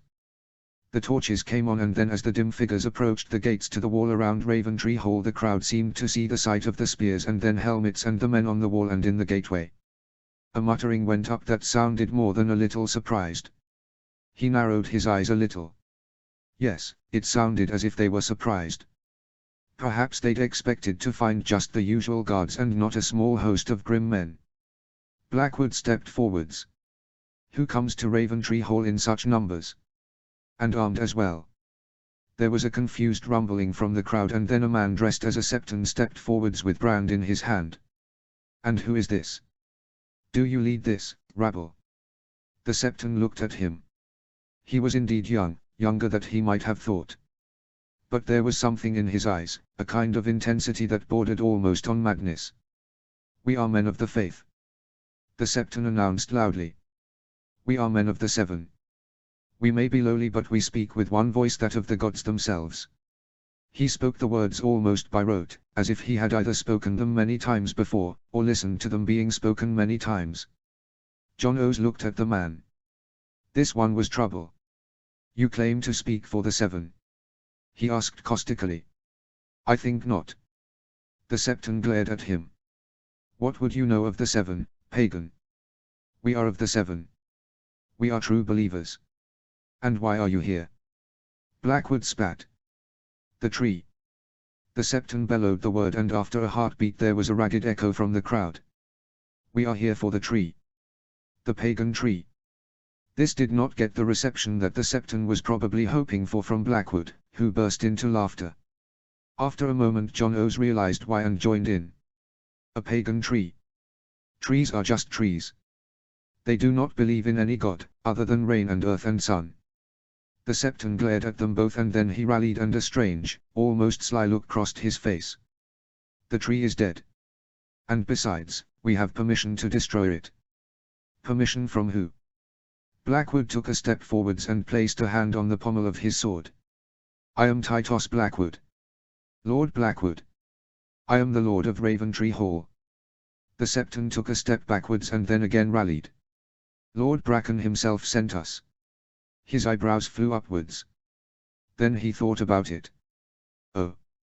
Someone was trying to be clever, exploiting the old enmity between the two houses. Too bad that they were acting off old information. Liar. The Septon swelled like a frog, and just as he was about to shout something out, John O's opened his mouth again. I called you liar. I am John O's Bracken, Lord Bracken. And I name this man as a liar. The Septon gaped at him as the crowd muttered. No. You lie. Why would Lord Bracken be here? To protect this place against idiots like you who claim to speak for the Seven. John O's roared at him. I believe in the Seven too. But Lord Blackwood believes in the old gods as did our ancestors. What is wrong with that? We have the blood of the first men within us all, some in a torrent, others in a trickle, but we all have it. He looked around at the suddenly silent crowd. How many of you heard the call? The call to Winterfell. I know the words, they are carved in my heart. The others come. The Stark calls for aid. You are needed. Who else heard it? 'Tis a part of me as it is of you all. And now how many would listen to this fool? Why is he here? Who has sent him? Did he hear it? Did he deny it? Deny that call from our ancestors? The Septon was jiggling on the spot in what was either fear or frustration. Lies. He finally squealed. All lies. Pagan lies. There are no others. They are naught but a northern legend and a lie. The High Sparrow has the right of it. We must purge the pagans. Burn the trees. John O's looked up and then suppressed a fierce grin. Behind the Septon, in the crowd, the darkness was growing because torch after torch was being extinguished as people slunk away. You want to burn the tree? Then try to, Blackwood growled. But know this much, both House Blackwood and House Bracken are here. United. We stand together. We all heard the call. And whoever draws a blade against us will answer to both us and to Lord Tully in Riverrun. Answer with their lives. This is not a time for men to fight each other. The others are coming. Some of us have had the dreams. So tell me, Septon, where do you stand? More torches vanished from sight, like fireflies being snapped up by the night. The Septon wavered and then turned to face the diminished crowd. When he saw how few there suddenly were, he seemed to shrink himself. When he turned back, John O's could see the sudden fear on his face. Be not afraid, he told him as he walked up to him and placed a metal gauntlet hand on his shoulder. You are a man of the Seven, as am I. But tell me who this High Sparrow is. I, Blackwood said as he approached. There was a squad of men with both spears and bows with him, and that seemed to hasten the disappearance of the crowd. I would also like to know. The Septon gave them both a look of uneasy terror, and John O smiled at him. Jamie. He hated traveling by sea. It was very hard to tell exactly where the ship was, unless it was sailing off the Westerlands. It was very hard to exercise properly, and above all else it was dull to the point of being terribly boring. He leant on the railing and watched as some island or other in the Vale passed by. Very boring place, the Vale. Very rocky in places. All mountains in places. Other places were fetlock deep in horses. Very big on horses, the people of the Vale. Apart from those people at Runestone. They liked runes. What a surprise. He sighed. He still wasn't sure just why his fatness had decided to go and see his old friend, the Boar of the North. Terribly boring man, Ned Stark. All honor and enough stubborn rectitude to choke a pig. All that Cersei and Selmy later on had told him was that Baratheon had decided to relocate the court to the north. Some crisis in the frozen wastes there, or beyond the wall, as if anything could ever really live there. Hearing cheering from the right, he sighed and looked over at the deck. Robert Baratheon was standing there in breeches and a shirt and no boots. To one side Sir Barristan was standing with a slightly long-suffering expression. And on the other was the Bojan, a large man with a big grin.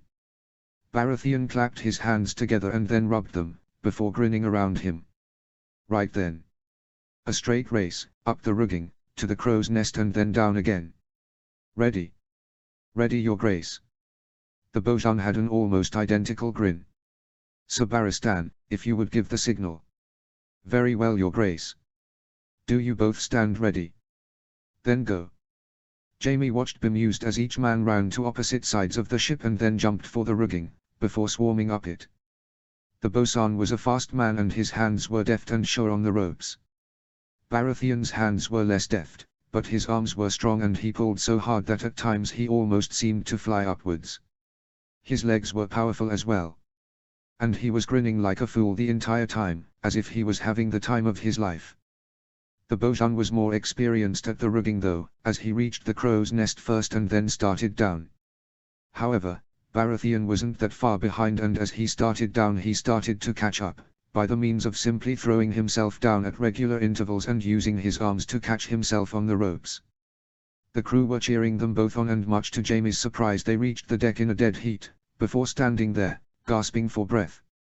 "A draw, an honourable draw!" Sir Barristan bellowed, and Baratheon straightened up and grinned again, before walking over to the boatswain. "You're a fast man, Bojan German," he gasped. "Very fast. A good race." "Thank you, your grace. If I may be so bold, you were bloody fast too." Baratheon laughed and then shook the Bojan's hand as the crew cheered like lunatics. Jaime watched with a raised eyebrow as the assembled men broke up and Baratheon went over to talk to Sir Barristan. They both seemed to be interested in the rigging. This was the the fifth times that such a race had happened and Baratheon seemed to be faster and stronger than he had been that first time. He seemed like a man transformed from what he had been just months before. Oh, he was still large but the muscle was back in many places. And he was driving himself hard. Very hard. Hours of practice with the sword. Sword practice on a ship at sea seemed like a bloody awful idea, and that was why Selmy was insisting on practice swords with weights on them, but it was actually an interesting challenge in terms of balance and keeping your focus. Jaime was learning a lot. For one thing he was learning that Baratheon really was a fast learner himself. No mistake was ever repeated these days. It worried him at times. The demon of the trident seemed to be emerging again and there had to be a reason for that. Baratheon might seem like a creature of whim at times, but there had to be a reason for this new drive behind him now. Why the north of all places? What was all this talk about a call? He shifted uneasily for a moment. Something had been rubbing him the wrong way in King's Landing. He'd had a nagging feeling that something was wrong, or that he was somehow in the wrong place. Cersei hadn't felt it, of course. He wondered if Tyrion had. Or, and this was an amusing thought, father perhaps. He suppressed a snort. Father? Admit to something as vague as a nagging feeling. Nonsense. Uncle Kevan perhaps, and his late and very much lamented Uncle Geryon most certainly, but father no. He looked back out at the far-off passing cliffs of some god's-forsaken promontory or other in the Vale. The other ships of the squadron that carried the court were also ploughing their way north and he looked at them idly. Why did he had the oddest feeling that the nagging itch at the back of his head was diminishing with every mile that passed. The snort finally escaped him. Madness. He could imagine what Tyrion would do at hearing such folly, laugh until he cried. He was looking forwards to seeing his little brother again. Even if he would have to protect him again from Cersei's petty cruelties. The things he did for love. Chapter 19. Chapter text. Sandor. This is a very bad idea. It was a simple statement of fact, but the little brat simply stopped and sneered at him. Nonsense, dog. The brat looked both excited and terrified at the same time as they stood outside the king's cabin. It's an excellent idea. I finally will get a chance to hold my birthright. From the way that the boy hissed the words he was so excited and yet terrified that Sandor strongly suspected that he was about to piss himself. Well, no matter. He was there to protect the brat and also teach him. There were times when he felt as if he should be protecting the brat from his own stupid ideas. This was one such time. I still say it's a bad idea. His Grace said you needed more muscle on you before you can hold it. You've got arms on you like celery. Silence, dog. Joffrey Baratheon hissed. Then he looked about and turned the handle. The door opened easily enough. After all, who would be stupid enough to walk into this cabin? Oh wait, the brat. His father was upstairs practicing swordplay with the two men who Sander genuinely respected at times with the sword, and they were skulking below like rats. The brat darted into the cabin and then made impatient gesturing movements. Sander shrugged internally and then walked in, closing the door behind him. The sword was on the king's bunk, and a very disheveled bunk it was. As the brat walked up to that bunk, Sander looked at the sword. There was something about it that put his teeth on edge. It looked, somehow, more solid than anything else he had ever seen before. That was the only way he could put what he felt into words. "That sword is dangerous," he finally said. "Your father can wield it. I don't think you should. There is something strange about it." The brat stared at him and then curled a lip. "Strange? What does that mean?" Sander glared at him. "Janos Slynt. When his head was cut odd by your father, do you remember what the blade looked like? Clean, no blood. There's something odd about that thing. Selmy's always talking about it. Sword of the Storm Kings." This brought him a roll of the eyes. "Oh, not you too. Selmy says this, Selmy says that, bah. Selmy's an old woman. He's just old.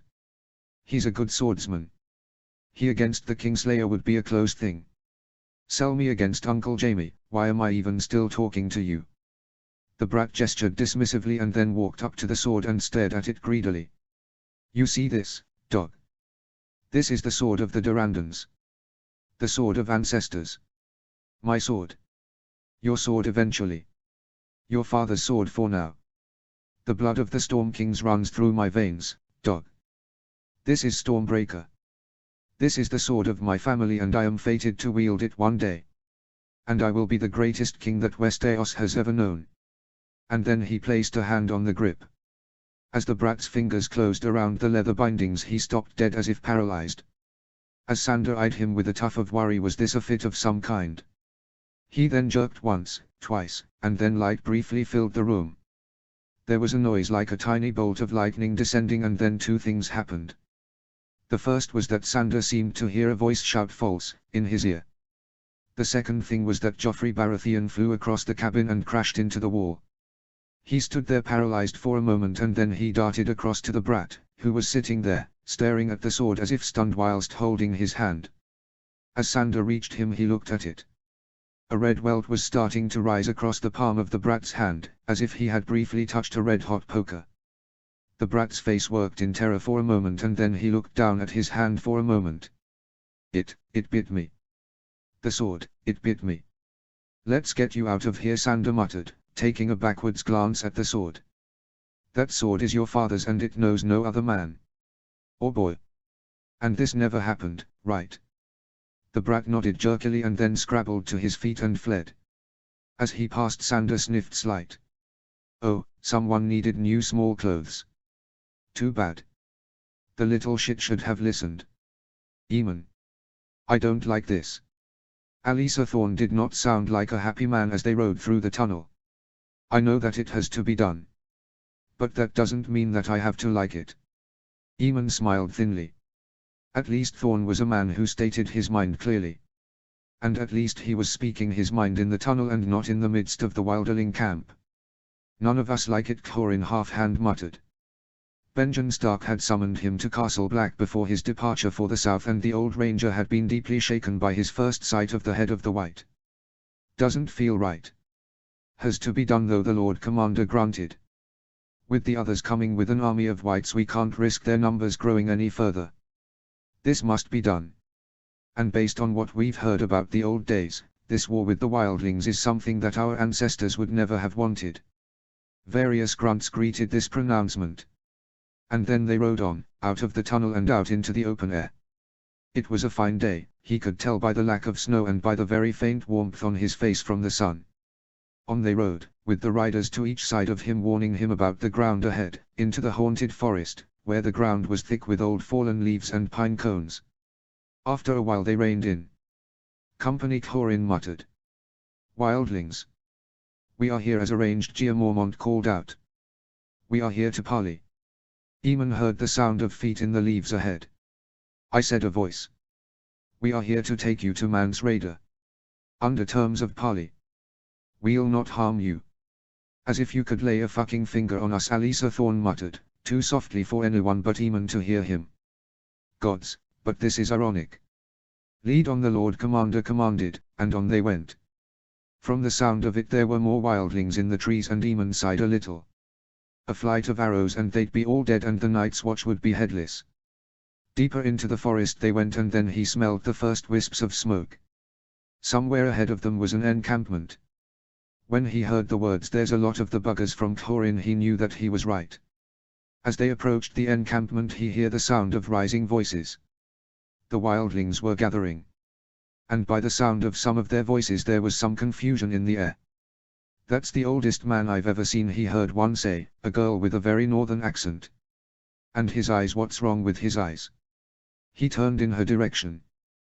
"They no longer work, young woman. But my other senses have adapted to their loss." "How did he? I mean, what good is a blind black crow?" "He's the Maester of Castle Black, Grit. And he's worthy of a great deal of respect." "Maester Eamon. I am glad to see you looking so well." The voice was a familiar one. "Mance Rayder. It has been many years since we last met. I believe that I still had my sight then." "I." A cough of discomfort. "I am heartily sad that you lost the use of your eyes.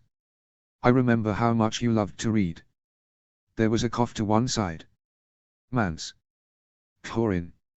Ah. Of course. The two had once been friends. And the old bear himself, as well as Sir Alisa Thorne. Welcome all. No Benjen Stark though. Rayder." The old bear sounded curt. "We must speak." "Aye, we must. There are some you need to meet as well." There was a pause, as if he was looking about. "Here. These are Tormund Giantsbane. And the Lord of Bones, also known as Rattleshirt." The introductions were punctuated by the sound of raucous sniffs from one side and what sounded like bone grinding on bone from the other. "And we will talk in my tent." From the smell of the tent that he was gently guided to, its construction must have required a lot of seal fat. Oh, and skins that had been cured, very likely by an expert. He was escorted to a chair made from wood. After a few moments a goblet of some kind was placed into his hands. "There you go, Maester Eamon," said Rayder kindly. "Something warm for you. My wife swears by it. It's got 5 types of herbs and I think 1 moss. Good for you though." "My thanks," Eamon replied softly before taking a sip. It was, indeed, delicious. "Thank her for me please." "So you have a wife now?" Sir Alisa said sourly. "When you broke your oath you didn't do it by halves, did you?" There was a slight pause and then a scrape of a chair, as if someone had seated themselves in it rather firmly. "I did what I thought was right at the time," Rayder said in a voice that sounded as if he was trying to be very patient. "As I do now. I went south weeks ago to meet with Lord Stark. After I heard the call. I know now that he knows of the full danger that we face. That we all face." Another short silence. Thorin broke it. "You asked why no Benjen Stark. He's heading south as we speak, bearing the head of a white. A present for the lords of Westeros. He must be on a bloody fast horse then. It's still full summer down south and a white's head will rot fast there. Faster as he reaches places like Dawn." Eamon said dryly. "Fortunately our ancestors were wiser than us in that regard. We have been making discoveries in Castle Black. Amidst other places. And one of those discoveries was a set of cages large enough to hold the hand or the head of a white. Apparently they slow decay. They were made by the first men. I have one here," Gia Mormont rumbled. Eamon could hear folds of cloth being disturbed and then sound of a cage being placed on a wooden surface. "Benjen Stark found the first up near the Fist of the First Men, at a long hidden place called Overlook. So that's what he was there for," Mance said. There was a scrape as he presumably picked the cage up. "Tormund, you said that your scouts had seen him near there."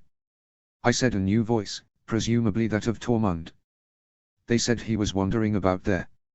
Said that he met the Wanderer there as well. He was looking for whites there," the old bear rumbled. "He found them, thanks to this Wanderer. Cold Hands he calls himself. There's a tale there. He was once a Stark. He's hundreds of years old, at least. Benjen said that he had some kind of duty or task. Our people have always known about him, muttered Tormund. He wanders the haunted forest. Rides an elk. We were always told never to bother him. Don't know why. That cage. I've seen one of those before, said a new voice. Up near Hardham. In one of the caves. Broken though. Is that so, Rattleshirt? Raider sounded like a man thinking deeply. Damn it. I wish we'd had known of these before. I could have taken one with me to Winterfell. How far south are they spreading? Sir Alisa barked. In what numbers? And how many others are there? What do your scouts say? Raider sighed. We avoid them. If we have to observe them, it's from a distance. No one in their right mind goes anywhere near them, Thorn. Not if they want to live to report back. I did not know that your people were such fainthirsts, Sir Alisa said with more than a note of scorn in his voice. Surely you observe the enemy. The enemy can lie under your fucking feet and rise from the snow and choke the life out of you before you know it. Tormund roared. What do you know of whites, southerner? Real whites, not heads in cages. Shambling men and women with faces that you once knew. Could you kill a friend who had been turned? Could you? I have. You know nothing. Enough. Eamon roared the word with a savagery that surprised him. Enough. There is too much at stake for us to start to squabble like children. Mistakes have been made in the past.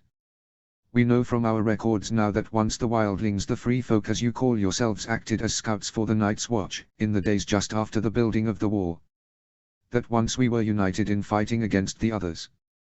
Those days must return, if we are to stand a chance in the war that is to come. We all know the stakes. We must allow you south so that your people do not add to the army of whites that the others have assembled. That for the wildlings it is a matter of flight or a fate worse than death. A rather embarrassed pause followed. Your pardon, Maester Eamon, Sir Alisa muttered eventually. We need information. And my people need to get south of the wall, Raider said quietly. The others are pressing southwards with every day that passes. The free folk need to escape them. We need your tunnel at Castle Black. You'll need more than our tunnel, the Lord Commander answered. How many of your folk are coming south? I can call on 100,000. I heard that you mentioned that number before. But how long would it take your 100,000 to pass through the one tunnel at Castle Black? The pause that followed was longer than the last one. That's a very good point, Raider said eventually. Add on the giants and their mammoths, it would be a bit tight. How many giants have you got? Thorin asked. More than we had a month ago. Their numbers doubled when a group came in from the Frostfangs. A short silence. They brought something surprising. Someone surprising. A child of the forest. Eamon felt his jaw drop in shock. Truly? He asked the word with more than a hint of squeakiness in his voice. A child of the forest. I thought that even you wildlings had lost sight of them. We had, Tormund almost whispered. Almost shut myself when I saw that face. Heartstring, that was its name. Had a warning for us. It said that the enemy, the others presumably, were preparing something by the sea, south of the Frostfangs, Raider said quietly. Also said something odd. Said that Tormund and I had to go to the Knight's Fort. We have to help a man through a hidden gate there, with 2 others. A man with a golden mind and a boy who died and fell through time.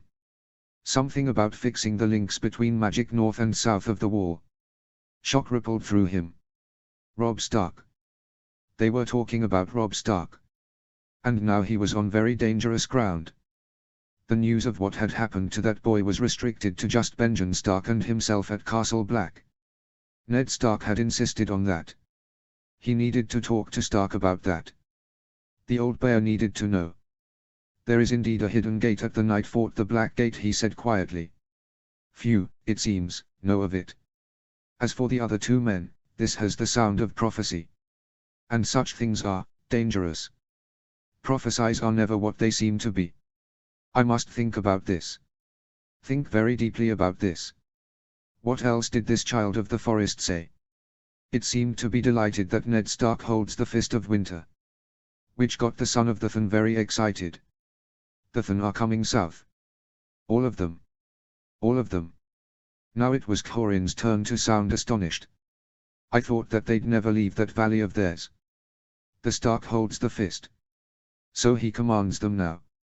That's what they said. Yet another brief silence. Well now, that should make life interesting, Sir Alisa said dryly. Ned Stark with a small army of Thuns at his beck and call. Something's happening, Raider said quietly. Something very old is waking up. And there are powers involved that both awe and frighten me. All of us feel the same, Jeor Mormont muttered. Then he sighed. Right then. Lord Stark is on his way to Castle Black, where he has summoned the Lords of the North. He will explain to them what he has ordered, as he has written to me to request. You are to be allowed south of the wall and into the gift and the new gift. We have men out now working out where you are to go. Let me make some things very clear. No raiding is to be allowed. No rape, no murder, no thieving. A long winter is coming and we will need everything we can get our hands on in terms of food grown and preserved. Things are different south of the wall. Ways are different. I'll not lie to you, it'll be hard. Hunting will be a bit different for a start. And as for growing crops, have any of your people grown wheat or barley? Oats even? Some mans replied. You'd be surprised what can be grown in some places north of the wall. We've been doing it for thousands of years. But I take your point. When can we start coming through the tunnel at Castle Black? There was a rasping noise that meant that Jeor Mormont was rubbing his beard with one calloused hand. In a few days' time. We need to open up the other tunnels and gates in the nearest forts on the wall. Deep Lake, Queen's Gate and Oakenshield are at least half manned now and in decent repair. That'll make 4 tunnels. Add on the Knight's Fort with this mysterious Black Gate and that will be 5. With Eastwatch by the Sea and the Shadow Tower as well, that makes 7. And we'll try to open a few more. Some of our people are at Hardham as well. If ships could be sent there, then that would make passage south easier. I'll have Cotter Pike send some ships there. He has quite a few these days.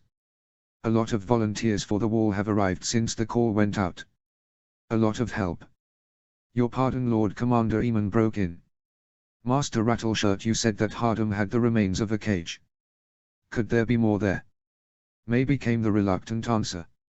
Hardham has been a ruin since the night it burnt. No one knows how or why to this day. There might be some more cages in the caves. It's a cursed place. There are bones everywhere in some places. Why do you need more cages? We know so little about them, Eamon mused. Not even what metal they were made from. Just that they were made. The more we have, the more proof we can send south that whites exist. Even the smallest proof might help. Well then, Raider said with a certain grim satisfaction, if you need the heads of whites to take back with you, I believe that we have 3 at least. My Lord of Bones here struck the heads off a group of 3 whites 2 days ago. I had him keep them just in case for this meeting, in case you needed proof. You can send them south now. That should convince even a Dornishman. Sarala. Father would be annoyed at first at her change to their plan, but after he got her letter he'd understand, she thought as she looked across the railing at the trees on the far coast to the west. They were clawing northwards using quite a bit of sail, and she hoped that the captain knew his business. He said that he did, and the fact that he happened to be of the salty Dornish meant that she took him at his word. They were certainly flying along. She'd been quite intrigued by her mission when Father had told her about it. The more she travelled north, the more that intrigue deepened into something else. She had met so many people, all talking about the same thing, in so many different harbours. The call had been sent out. The others were coming. The Stark had called for aid. They had to do something to help out. What had sparked this? The fact that some but not all of the houses of the Stony Dornish had also heard this call was interesting. It implied that those who had heard the call had the blood of the first men in them. Which made sense, based on the legends. The first men had fought the others, therefore it made sense that their descendants would hear this call. The problem was that surely the others were legends. Well, she had to keep an open mind, and that was what Father had stressed. To find out what was going on, to absorb as much information as possible and then send it all back to him. She was to get to Winterfell as fast as possible. But she wasn't at Winterfell. She had started off heading for White Harbor, but after a few days she noticed that two of the passengers were not what they seemed to be. They appeared to be a pair of merchants from the Summer Isles. They were not though. The boy, oh, he had Summer Isles blood, she could tell just by looking at him, but it was mixed with something else. He was a grave boy, serious and dutiful. When he smiled it almost came as a surprise. The other man was the reason why she had changed her destination, which was now to wherever the seven hells they were now eventually headed. She had recognized him at once.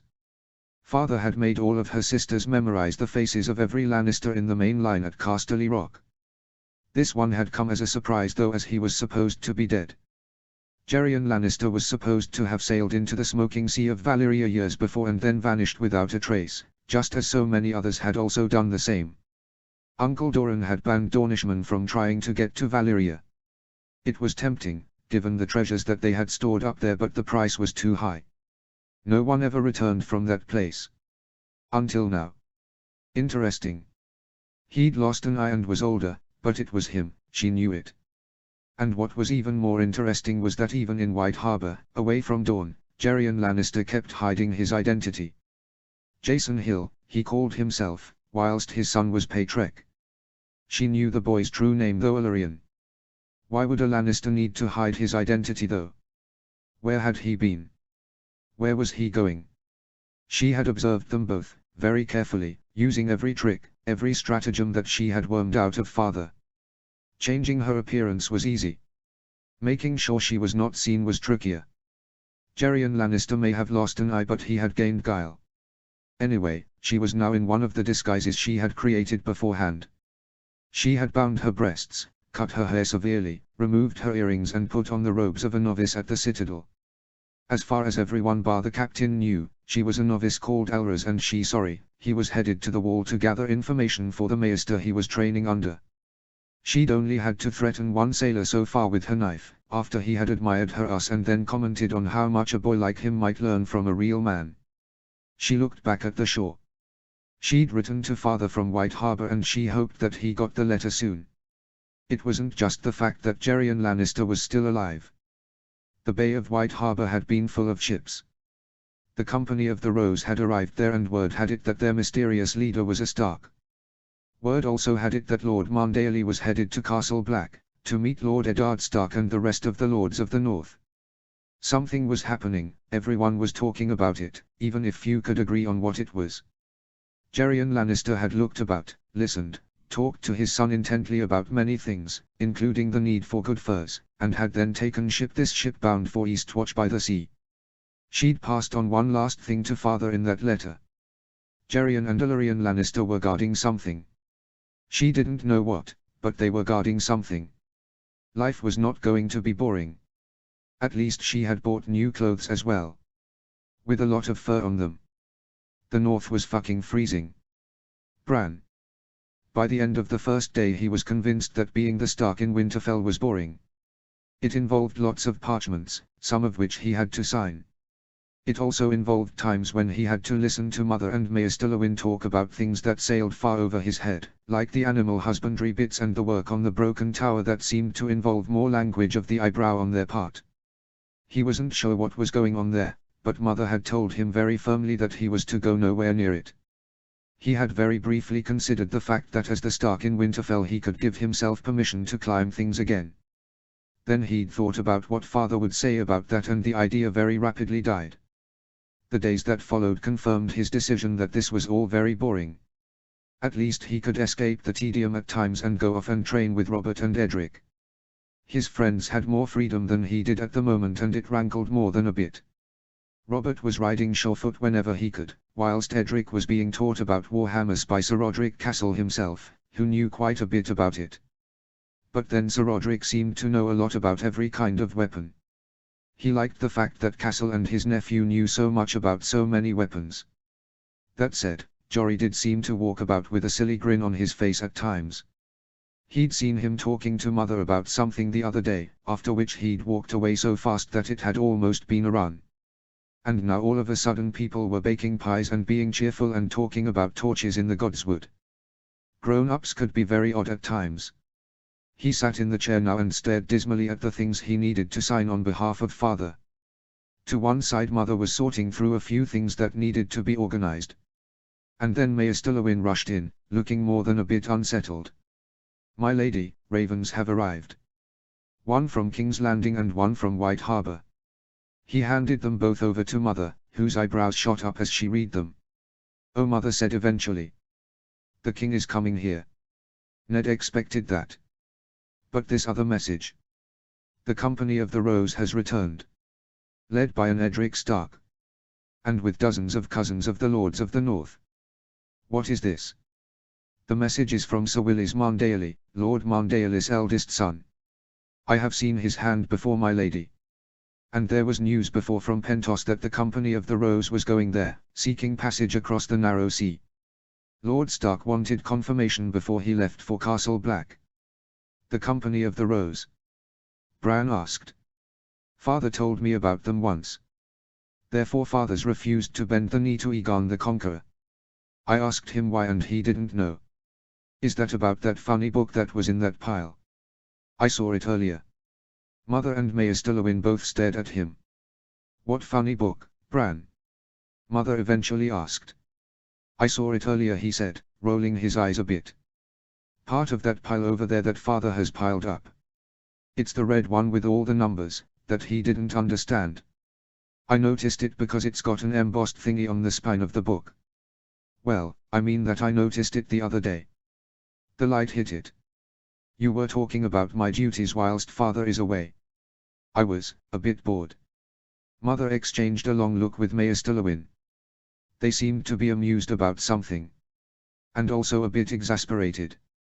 After a moment mother stood up and crossed over to the pile of books, sorted through them quickly and then came back with a red book, the one that he had been talking about.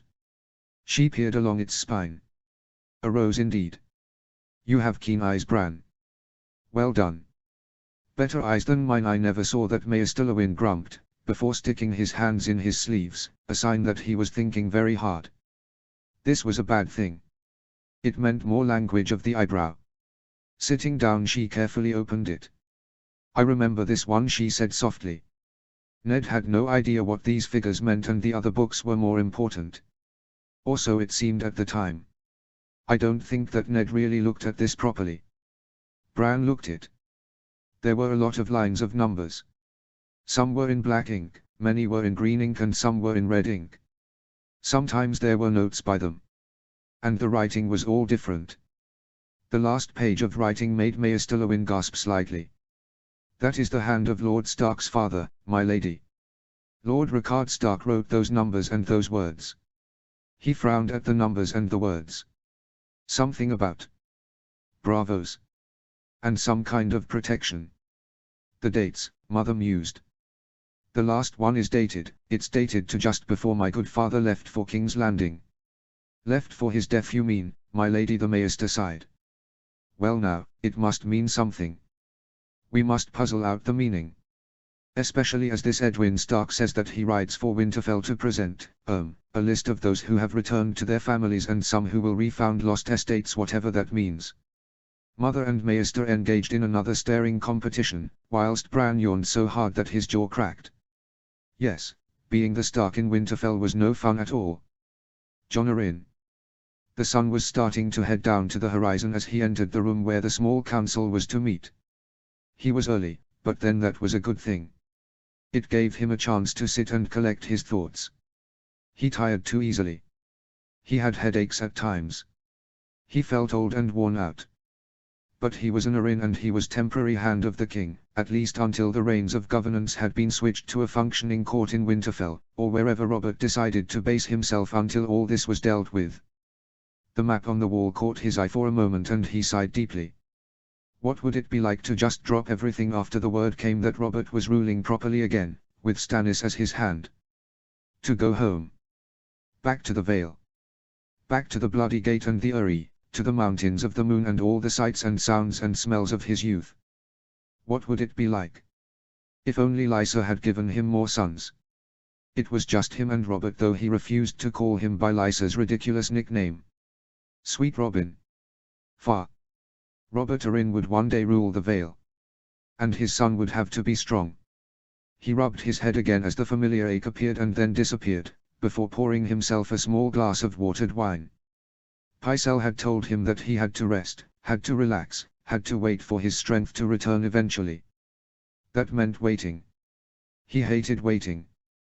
Boots sounded in the corridor and he turned to watch Renly Baratheon stride in with the new Master of Coin, Lord Orton Merryweather. It was not exactly an orthodox choice. The big man from the Reach with the truly impressive nose had a good head for lore and oddly enough for numbers. He had not been their first choice, more like their third choice. But another Florent would not have been a good idea, and old Lord Stouthurt, well, Weakert might be a better choice. The man had beamed at being told that he was being considered for a position on the small council before clutching at his chest and dropping dead on the spot. Merryweather was a decent choice. A safe pair of hands was what they needed. Not an overly clever man after Baelish. He'd never trust a man who said that he was good with coin. Not after that poisonous little weasel. So far Merryweather had proven himself to be courteous, reasonably astute, very well travelled and husband to a remarkably beautiful woman from Myr. Lord Arryn, Merryweather said with a short bow. You are well. Tired, Jon replied with a slight smile. I tire easily. But Lord Stannis made me temporary hand until he sends word from Winterfell that he has rejoined his grace, so I must do my duty.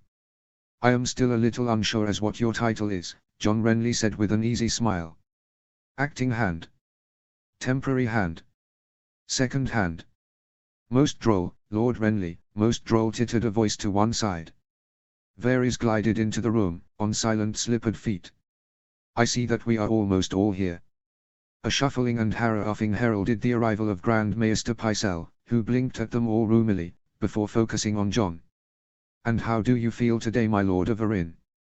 Tired of everyone asking me that bloody question, Jon wanted to shout at him, but instead he smiled a little. Tired, Grand Maester. And yes, I am taking the powders you prescribed for me in warm wine. Heartily foul they taste too, but they are having an effect. What he didn't mention was the fact that Quill had hired a trusted man to test everything. If he died tomorrow, then he wanted everyone to know why and who. The small council found their seats and sat. Jon looked about and then leant forwards a little. Well, my lords, the king apparently passed Gulltown 2 days ago, so he should at the very least be level with the Fingers by now. A few more days and his party will be at White Harbor. I found it rather telling that they didn't take the wheelhouse, Renly said with a slight smile that turned to a grimace. Although the Queen's reaction once she finds out that it was forgotten will be interesting. And loud, I suspect Varys muttered, just loud enough for Jon to hear him. Very loud. Pycelle shook his head. A fast journey. Most inadvisable in the place like the North. Very inhospitable place. Grand Maester, that wheelhouse loses or breaks a wheel roughly once every 20 miles, Renly pointed out dryly. If the road is bad, sometimes even more often. It may be relatively comfortable, but it's damned slow. And Robert's moving fast at the moment.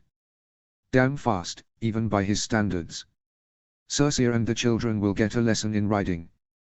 That and discomfort might do them all some good. Pycelle harumphed again, whilst Merryweather looked politely baffled. Varys broke the moment. In the meantime, my little birds have been singing some interesting tales to me. There has indeed been fighting by the God's Eye. Apparently some claiming to be members of the Faith Militant tried to get to the Isle of Faces to burn the weirwood there to the ground. He said it very matter-of-factly, and Jon felt his stomach freeze in terror. Varys, please tell me that they failed. There has long been an unspoken compact regarding the Isle of Faces. It has to remain intact. It must not be touched. The last thing we need is a war between those who count themselves first men and those who count themselves Andal. Oh, they did indeed fail, my Lord, Varys said. But it is the manner of their failing which is interesting. According to my little birds, the Faith Militant was being opposed by some local villagers with ties to the Isle, led by a former soldier. When the Faith brought a number of hedge knights, well, there seems to have been something of an intervention. Mounted men dressed as green men from the Isle. The terror was replaced with astonishment. Green men. From the Isle of Faces. On the mainland. Yes, my lord. Led, according to one rather insistent source of mine, by a very tall old man who some said was the Green Man. The astonishment deepened. The Green Man. The Green Man. I'm sorry, Merryweather broke in, who is this Green Man? John leant back in his seat and then raised both eyebrows. I don't know. The Green Men keep very much to themselves. All the Crown has ever known about them is that they recruit from those with the blood of the first men. Sometimes there are tales about how they are selected. Some say that they are called there. Sometimes they are from the north. Sometimes they are from the Stormlands. A few are stony Dornish. They go to the Isle and then they never leave. Never. The Green Man leads them. It's a position, a rank filled by many over the years. How he's chosen is a mystery. But there have been tales of those who have traveled to the Isle of Faces to consult with the Green Man. Some say that they have their futures predicted there. Or they are given just a hint about their fate, or if what they do is wise or not. Legend has it that Edmund Tully visited the Green Man of the time after Aegon burned Harrenhal. What they talked about is a mystery. Legend also has it that Adam Valerian went there during the Dance of Dragons. To be told what, no one knows, it's a mystery. And there is one final meeting. I have heard that Rhaegar Targaryen visited the Isle of Faces not once but twice, once just before the tourney at Harrenhal and once just before the Ruby Ford. Varys nodded somberly. I had heard that as well, my lord. I was never able to find out why he went there. Surely all that these Green Men have is, well, superstitious rubbish. Pycelle broke in. Legends from the time of the first men. Then why would Rhaegar Targaryen go to them? Merryweather muttered. I remember him well. He was a strange man at times, much concerned with prophecies. He was a Targaryen, almost the last of the Targaryens, Renly muttered. His father was a madman. Any wonder he was strange? He could admittedly be odd, Varys conceded. But as others have sought advice from the Isle of Faces, well, who knows? And I must confess that the Isle has been one of the few failures for my little birds. King Aes once wanted to know what was happening there. I was unable to find out for him. Or, for that matter, His Grace King Robert. One little bird I sent there was once found wandering about a village afterwards, with no memory of what had happened. John rubbed at his forehead tiredly. Very well, the Green Men are involving themselves in matters in Westeros for the first time in centuries. We must talk to this Green Man to find out what they want. And we must send word to Winterfell about this. The king must know, as must Ned. What else? There are confused reports of rising of the faith militant near Raventree Hall and High Heart, Varys muttered. Apparently Sir Edmure Tully has ridden forth from Riverrun to confront them at the latter. And there are odd reports from Dorne. More and more of the stony Dornish have been seen heading north. Oh, and something odd also came in from the Reach.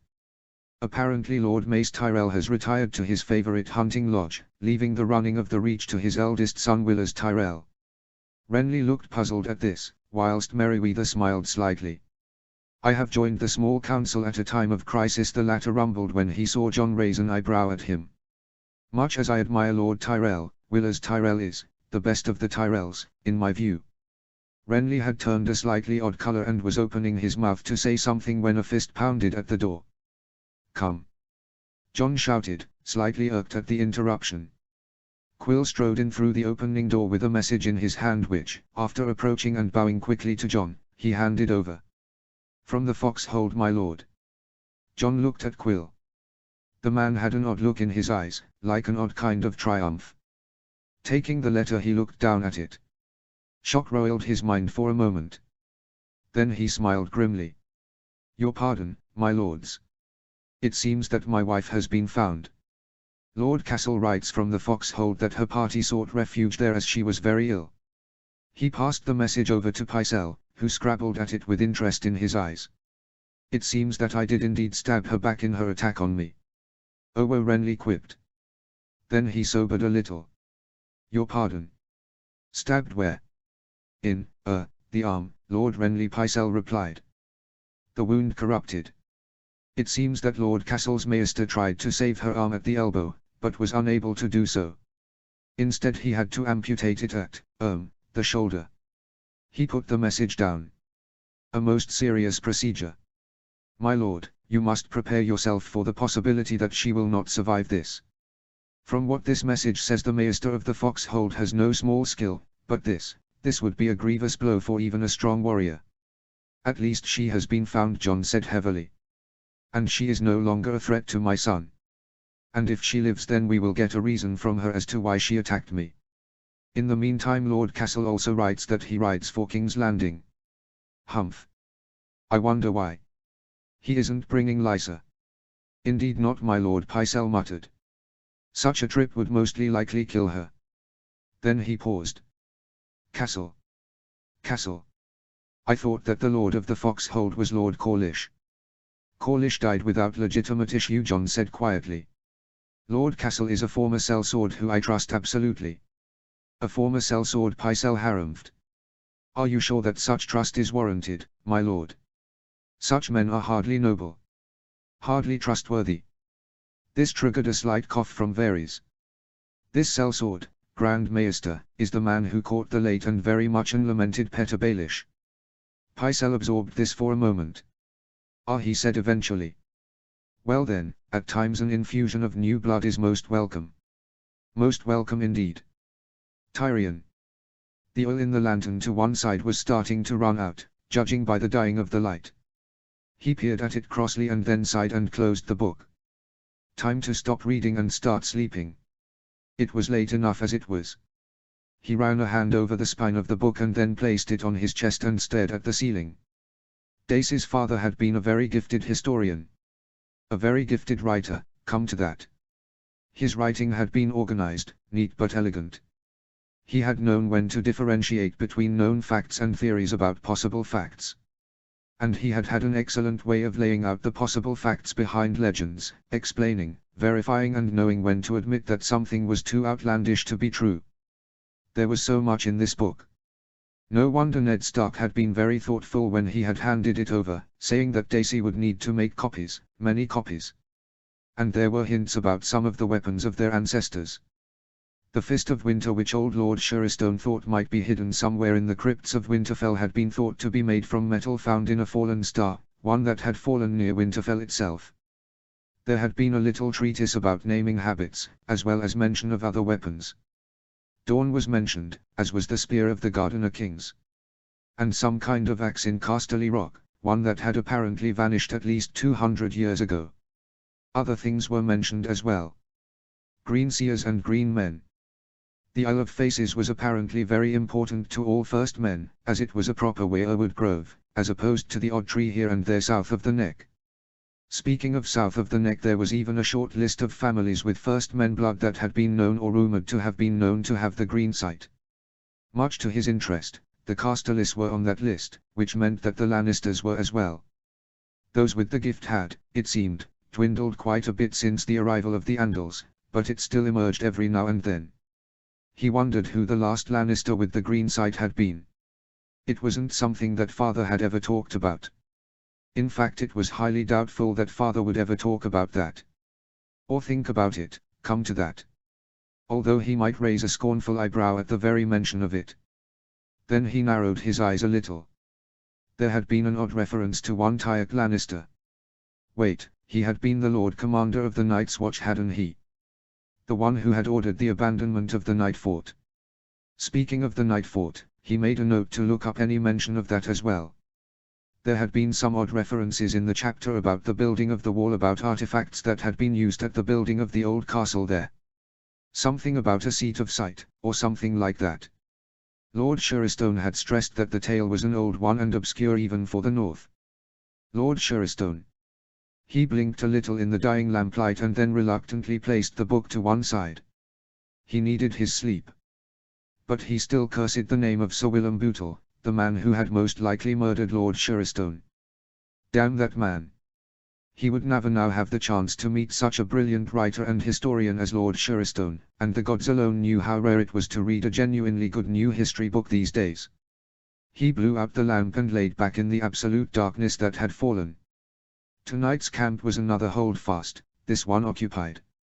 The local lord had been a bit stunned by the approach of Lord Stark and his party, but he had made them very welcome. Benjen Stark was no longer with them. He had ridden south at dawn, headed for Winterfell.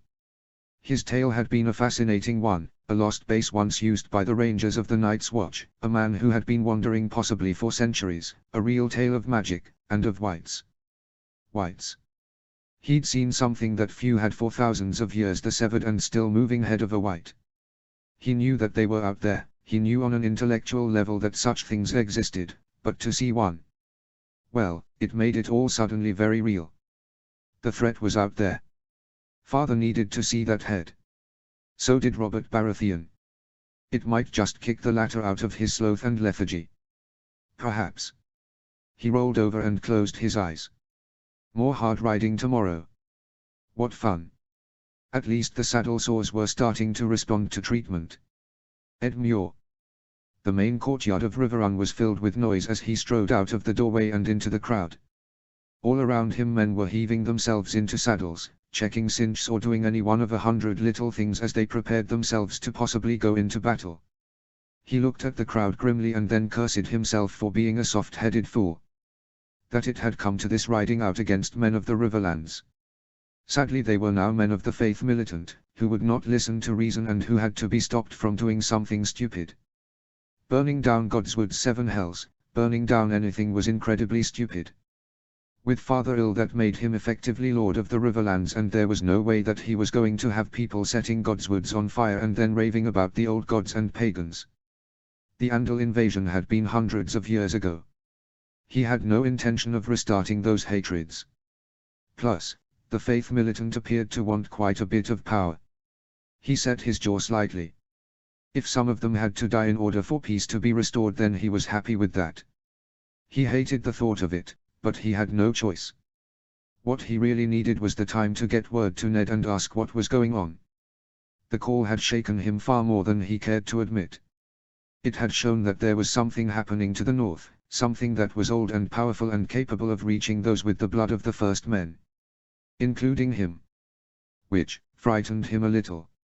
He was faithful to the 7, he had been brought up with the lessons of the 7 in his ears from various septons, but the call, that had called to something else, something deeper, within him. The leather armor he was wearing chafed a little in places and he pulled at it slightly as he approached his horse. Roan snickered at him a little as he caught sight of him and he eyed him back. Behave, you. Naturally the Maester arrived just as he was putting a boot in the stirrups. Sir Ed Muir. He removed his boot and then glared at the man. Yes, Viman. Lord Tully is awake again and wishes to see you at once. Father was awake. He'd been ill for a few weeks now, but perhaps it was starting to pass. He nodded and then looked about for his master at arms. Timon. Take the men out.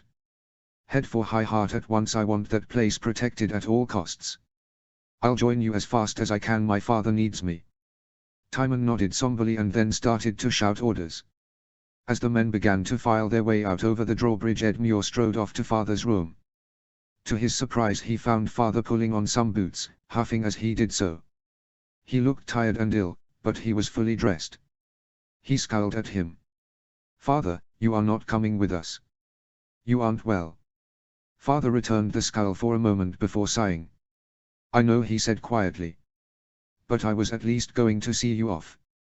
And there's a lot to do. I know, he replied in a level voice. This mad septon must be brought to justice. I like it not, but it must be done. Yes, Father said heavily. He finished pulling his boots and then sat back and looked at Ed Muir. You must be strong for what lies ahead. This movement, this rising by those who would bring back the faith militant, it must be stopped. Every Lord Paramount will agree on this, even that idiot in Highgarden. It's foolish beyond words. And, there's something in the water, Ed Muir. Some current is stirring in the deep waters. I feel it. Something's coming. The call to Winterfell. Father nodded. That concerns me greatly. We must make Riverrun ready for whatever storms are ahead of us. He sighed. Any word of the others? Ed Muir shook his head slowly. No sign of Uncle Brynden for many days now. The last sighting had him headed towards the God's Eye. There are no more reports of fighting there at least. The Isle of Faces seems to be safe after some kind of skirmish, but I have sent a raven to Harrenhal to ask Lady Went to find out what happened there. He paused and pulled a face. As for her, there is no sign at all of her. I still can't believe that she would do such a thing. Father shook his head, as stone-faced and grim as Edmure had ever seen him. She is dead to us. For her to do what she did. I never want to hear her name again. Thank the gods she didn't kill her husband. Jonarin is one of the best men I have ever met. What she did. I know, father. I know. When she is found then she will meet justice. His gaze dropped. His own sister. With that, and the fact that Brynden has vanished, I have made a decision. You must marry. And soon. He stared at his father. I must. Yes. You ride to fight the Faith Militant today. What if you are wounded? Or killed? At the moment the succession would pass to Cat's second son, Bran. He is a good lad, but what does he know of Riverrun? Or the Riverlands? He may look like a Tully, but his heart is based in the north. He's Ned's son and a Stark. The Tully name must live on. It must live on through you. Father stood on slightly shaky legs, before turning and placing his hands on Edmure's shoulders. I wish that I could ride with you. I wish that I could fight with you. But you must do this. I have shielded you a little too much from things like this perhaps, but no more. I am proud of you. Do your duty and then return to Riverrun. We must find you a wife. He looked at father, his mind whirling. Father sounded so driven. He nodded slowly. Very well, father. But I would beg of one thing from you. Please, no phrase. Father laughed shortly, a laugh that turned into a cough. Agreed. I would not pair you with any of the late Lord Frey's daughters. He smiled back at father and then took his leave, before striding back to the courtyard. Roan was being held by a stable hand, with a small honor guard nearby. Edmure mounted quickly and then nodded at the others, before spurring Roan out of the gates and over the drawbridge. He had a hill to defend against some madman. He really needed to have that word with Ned. What had he started? Chapter 20. Chapter text. Alec. They furled the sails once they caught sight of the island up ahead. It wouldn't do to arrive in daylight. Not on their mission. No, dark deeds like this needed a dark light. There would be the barest of new moons tonight. He tried to ignore the mutterings around him in the big longship. Not everyone liked this little trip that they had been ordered to take, and young Dren had had to be spoken to by Jelmar. He'd waved his knife under the boy's nose and told him to shut the fuck up, or that he'd slit his fucking throat and leave him for the seagulls to peck out his eyes. That said, Dren had a point. Damfair had given him their orders, and there was something about that man these days that set his teeth a little on edge. It was the eyes. There was something mad about his eyes. He paused for a heartbeat. He'd just used the word mad about Damfair. That was bad. As the sun started to kiss the horizon, he squinted along a bearing towards the island, noted which way the wind was blowing, and then kicked the men into life. Row, you maggots. We've got reeving to do. They rowed. They rowed the way that Ironborn did, properly and with the occasional curse about any idiot who was a bit behind the stroke. As they rowed, darkness fell. They reached the shore roughly when he had planned to. It was all a bit rough and ready in terms of timing, not that he cared that much as they dragged the boat up onto the shore. Their orders were simple.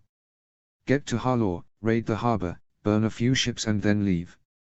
Their job was to provoke Lord Harlaw into doing something stupid. He knew that. He knew something else. He was nervous.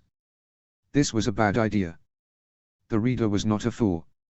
Many scorned his books. What kind of Ironborn needed books? But the man wasn't a fool. Damn fair though. Perhaps 2 or 3 ships instead of just 1. But he had his orders.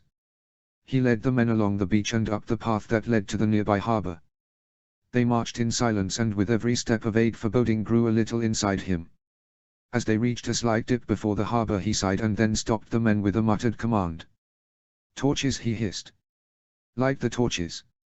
Now fast and hard. Kill when you have to, burn whatever you can. If you see a possible salt wife, grab her if you can. But remember this, we are doing this fast, and if I have to leave a bloody fool behind because he forgot that, then I will." The men nodded grimly in the darkness, and then they started lighting the torches. As they readied themselves, he drew his sword, sucked in a gulp of air, opened his mouth to shout the command to attack, and at that moment an arrow thwacked into the eye of the man with the torch standing next to him. There was a moment of absolute shocked silence, and then as the man started to collapse bonelessly to the ground, more arrows emerged out of the night, straight for his men and especially those who were holding torches. "Fuck it," he cursed to himself as he looked around. The torches had killed his night vision. Where were they? Then he caught sight of more arrows headed his way, and he ducked, which meant that an arrow meant for his head instead went over him and into Jelmar's throat. Blood sprayed everywhere like a small bow wave breaking. "Charge!" he found himself shouting at them. But it was the others who charged first. Another volley of arrows, and then the ground shook as men emerged out of the darkness. They were fully armored, with swords, spears and shields, and as they came they shouted just one word again and again.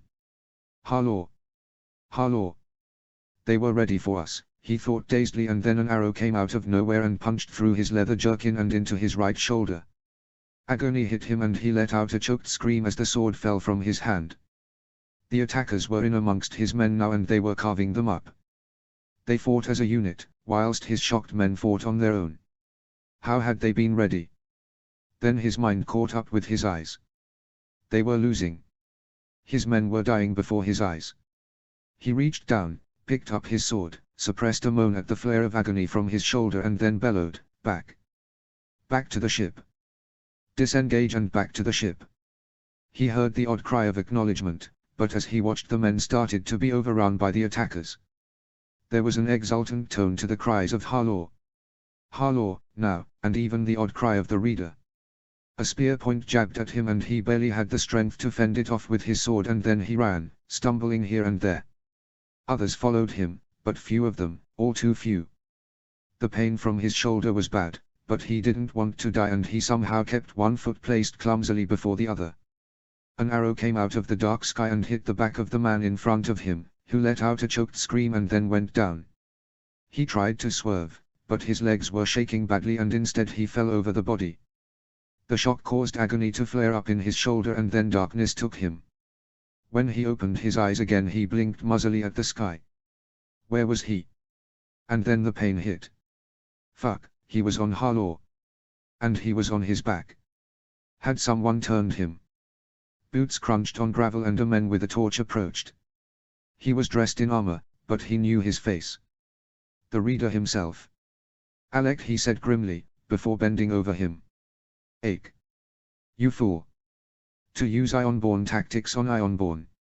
I had men with Mirish glasses on the high ground near the best points on the island before sunset every day for the past 2 weeks. Waiting for something like this. We saw your ship at last light. More than enough time to get ready. There was a word for this, wasn't there? Oh yes. Irony." He smiled weakly and then coughed wetly. "Ordered to. By who?" He coughed wetly again, used his good hand to wipe at his mouth and saw the blood smeared there. Fuck it. Who cared now? Damn fair. Why? Punish you. Provoke you. Get you to do something stupid. The reader nodded shortly. Then he looked at him again.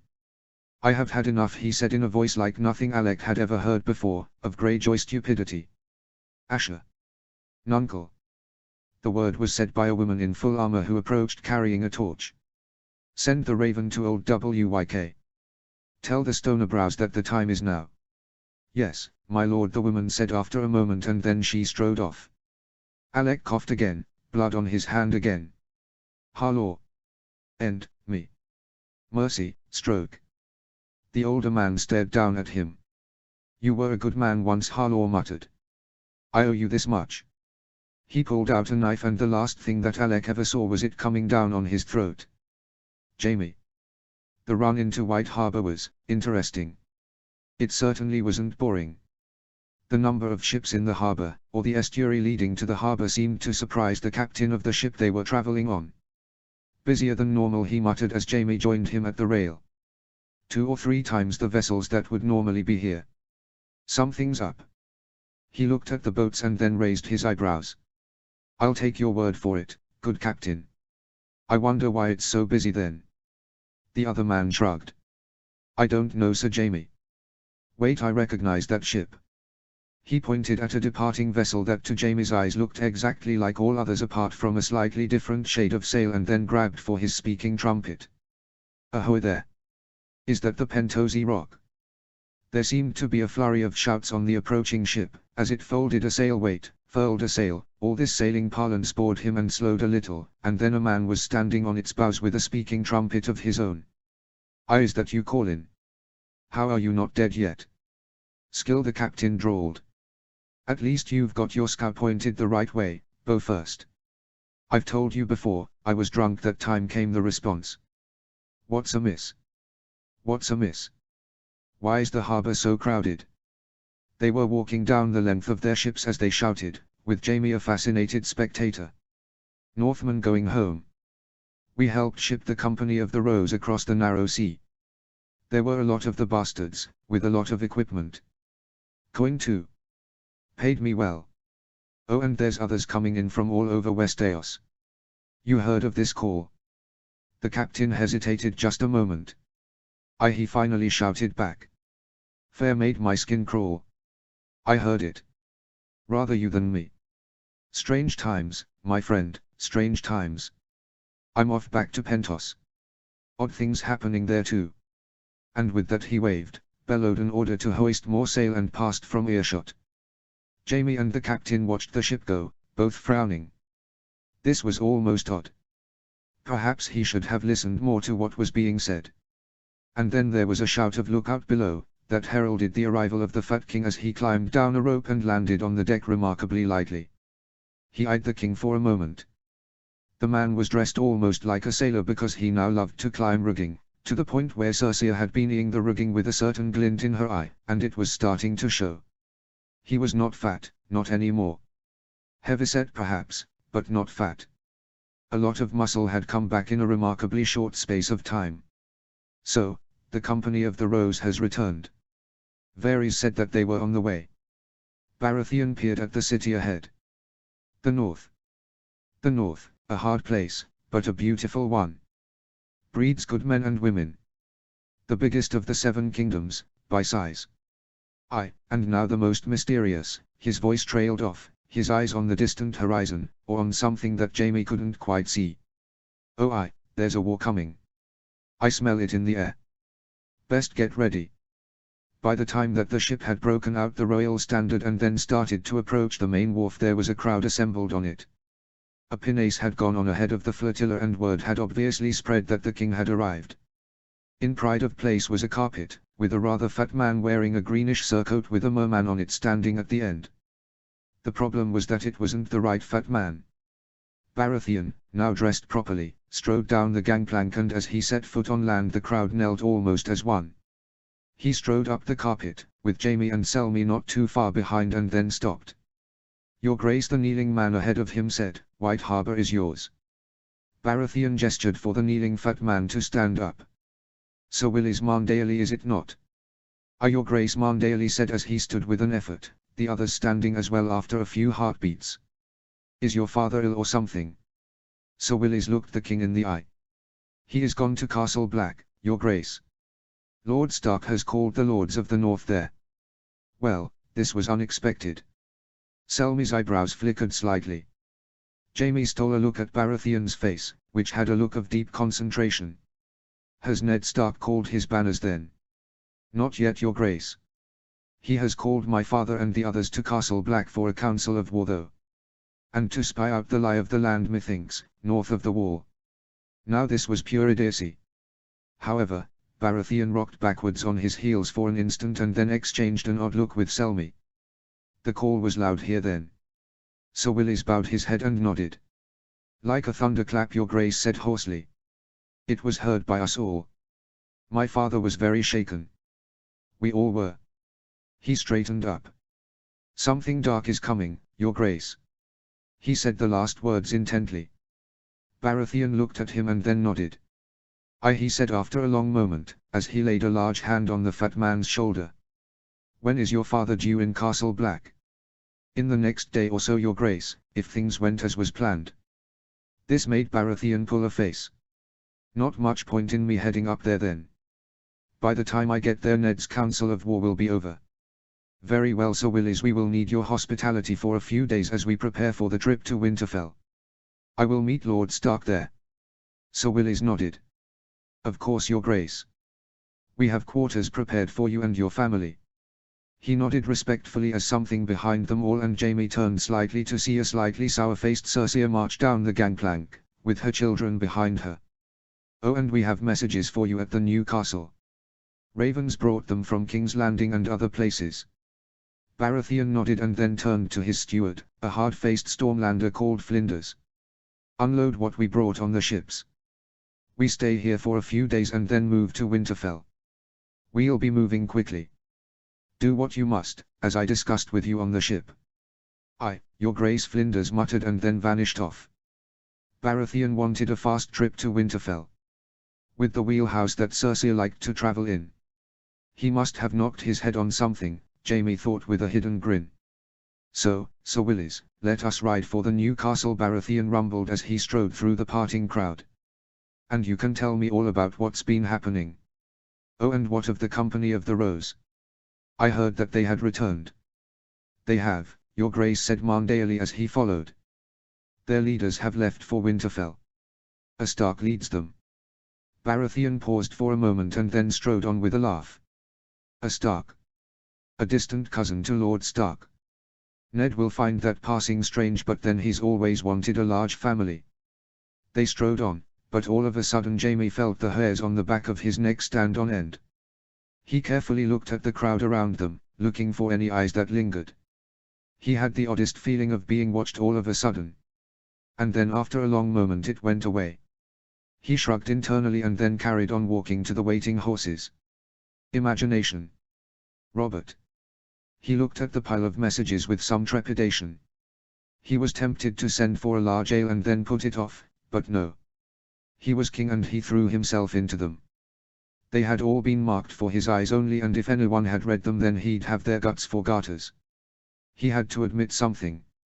Stannis might be a pain in the ass at times, but he was a good hand. His reports were succinct, informative and bloody good. The first messages were about the fighting near the God's Eye. Something had happened there to damp everything down, and he wondered what. Someone had stamped on the faith militant there, good and bloody hard. Excellent. He wished he could have been there. He reached for the next message, opened it, and then his breath caught. Jon. Jon had woken up. He found a massive grin stealing over his face, before he stood up from the desk and then all but dancing in glee around it. Then he caught himself. Damn it, he had to act like a king. He turned back to the message. Jon was awake, and he was recovering. Pycelle thought that he would make a full recovery as long as he did not exert himself, and he snorted at that. Oh, he'd make sure that Jon didn't exert himself, even if he had to lock him in a fully equipped room with every luxury known to man.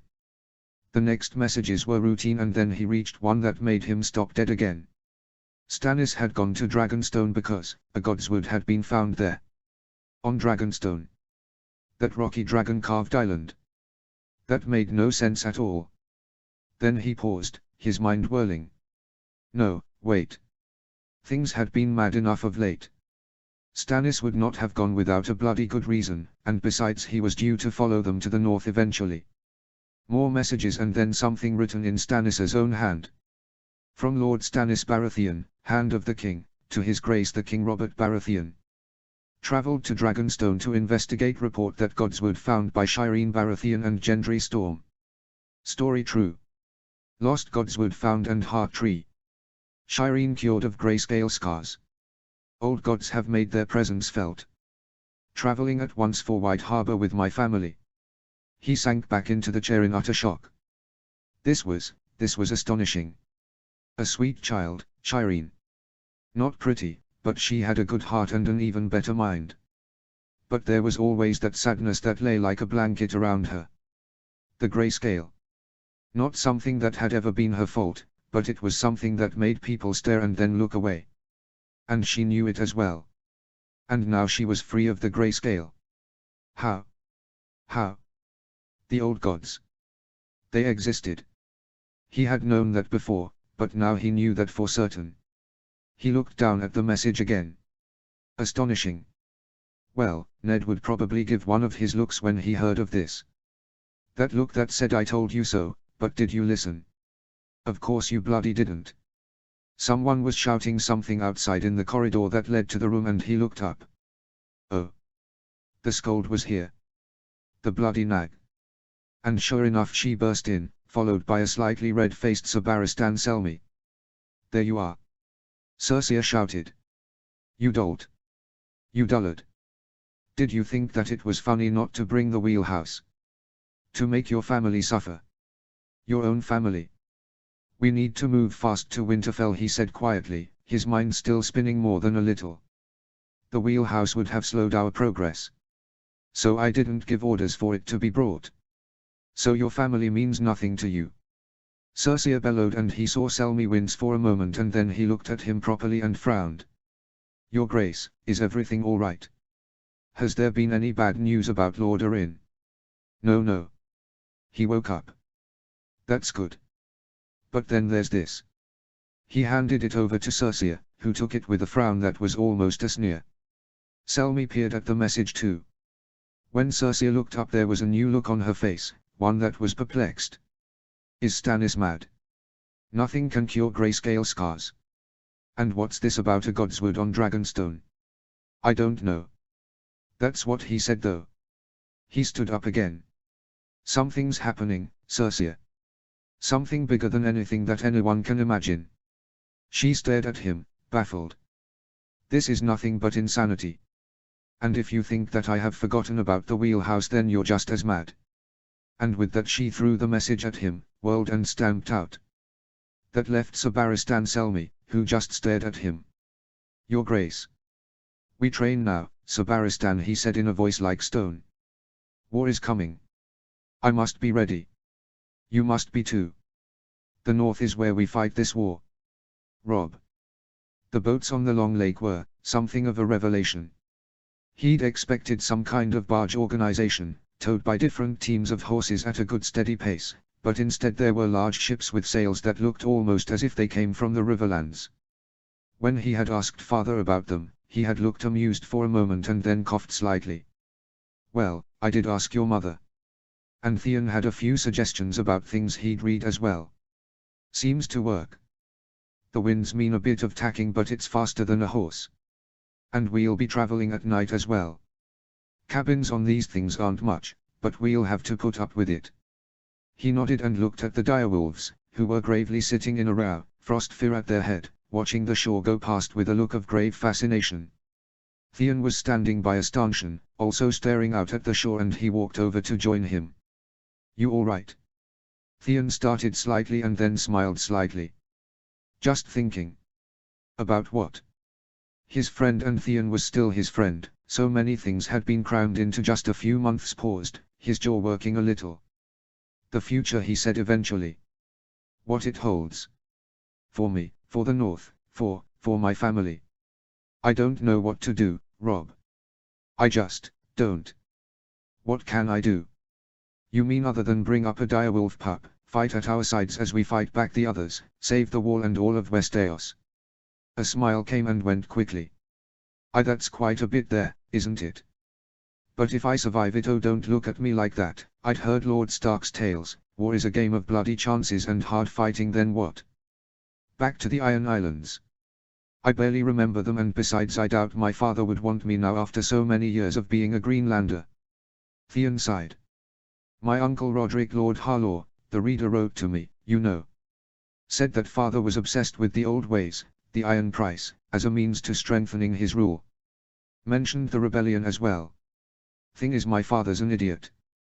He thought that he could gain independence for the Iron Islands by taking on the rest of the realm. How many died until he realized how wrong he was? A silence fell as Robb stared at him. You don't want to succeed your father, do you? I don't know, Robb, Theon said in a choking voice.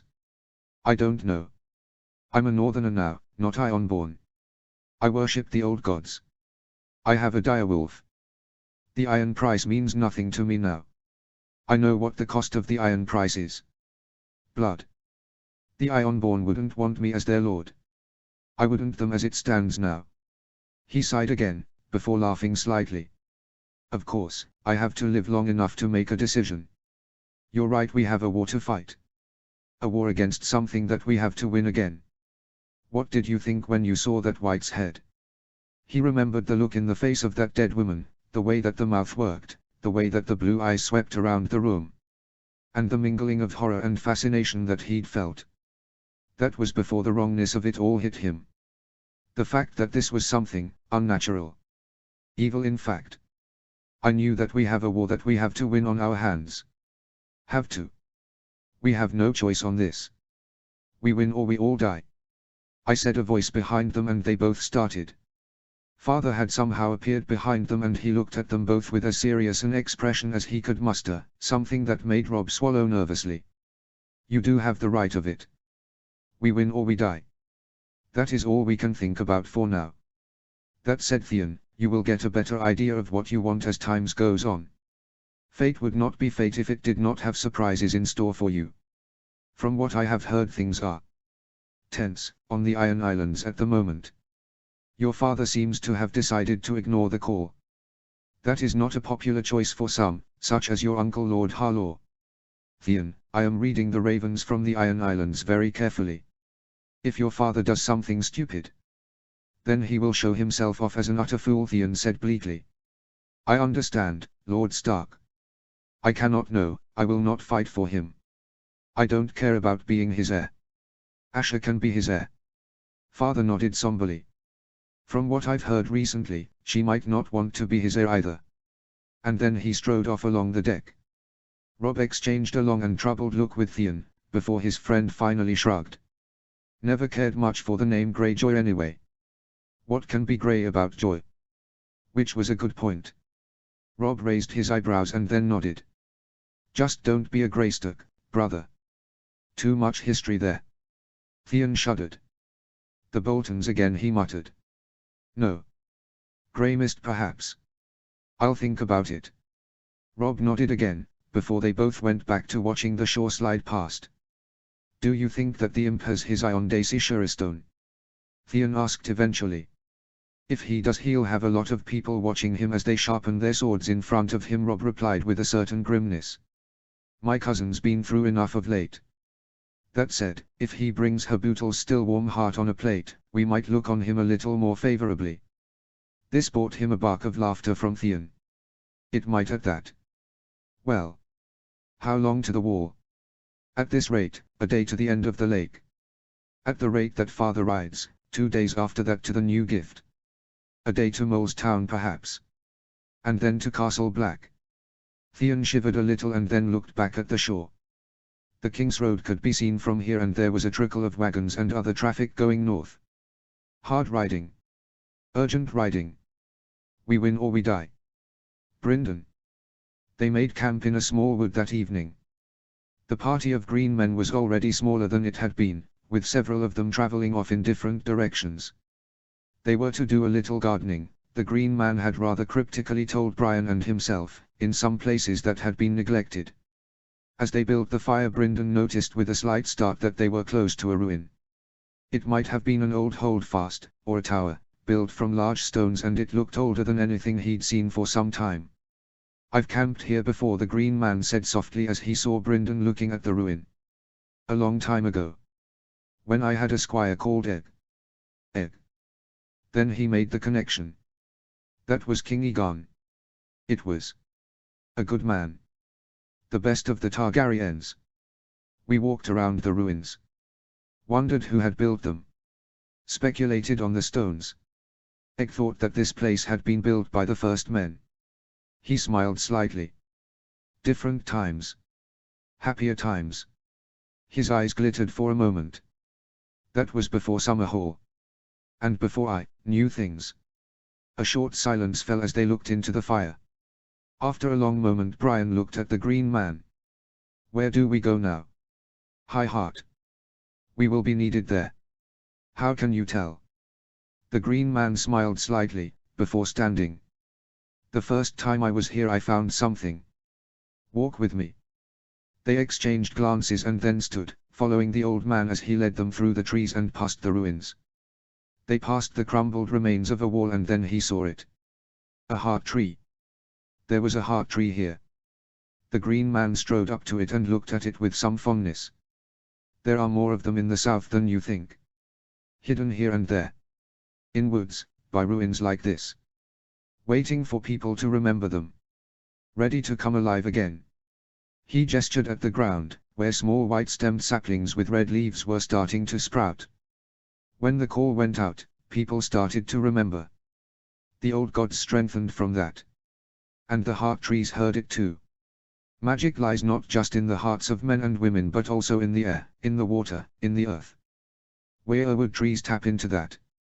And that means that they can be used to those who are attuned to them. Like green men. Brynden asked shrewdly. Yes. You'll learn to do it. Why did you choose us again? You both see to the heart of matters.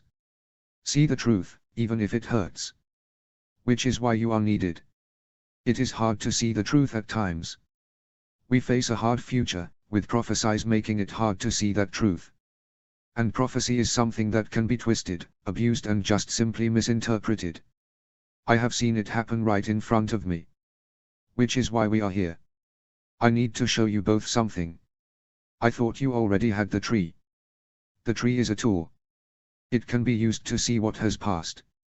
You have already seen one glimpse, back at the Isle of Faces. Now it's time to show you another. He placed his burn-scarred hand on the white trunk and then extended the other in their direction. Touch my hand, both of you. He swallowed nervously, noted that Brian did something similar, and then reached out and touched the age-spotted hand at the same time that she did. And then fell into darkness. Down he fell and then he sensed her next to him. Down into the darkness and then he felt the ground beneath his feet. Looking about he saw that they were in the great hall again. There was a fire burning in the hearth and the green man was sitting on a chair staring into the flames, his hood raised so that the horns loomed over his head. And then the doors at the end opened and a silver-haired young man strode into the hall.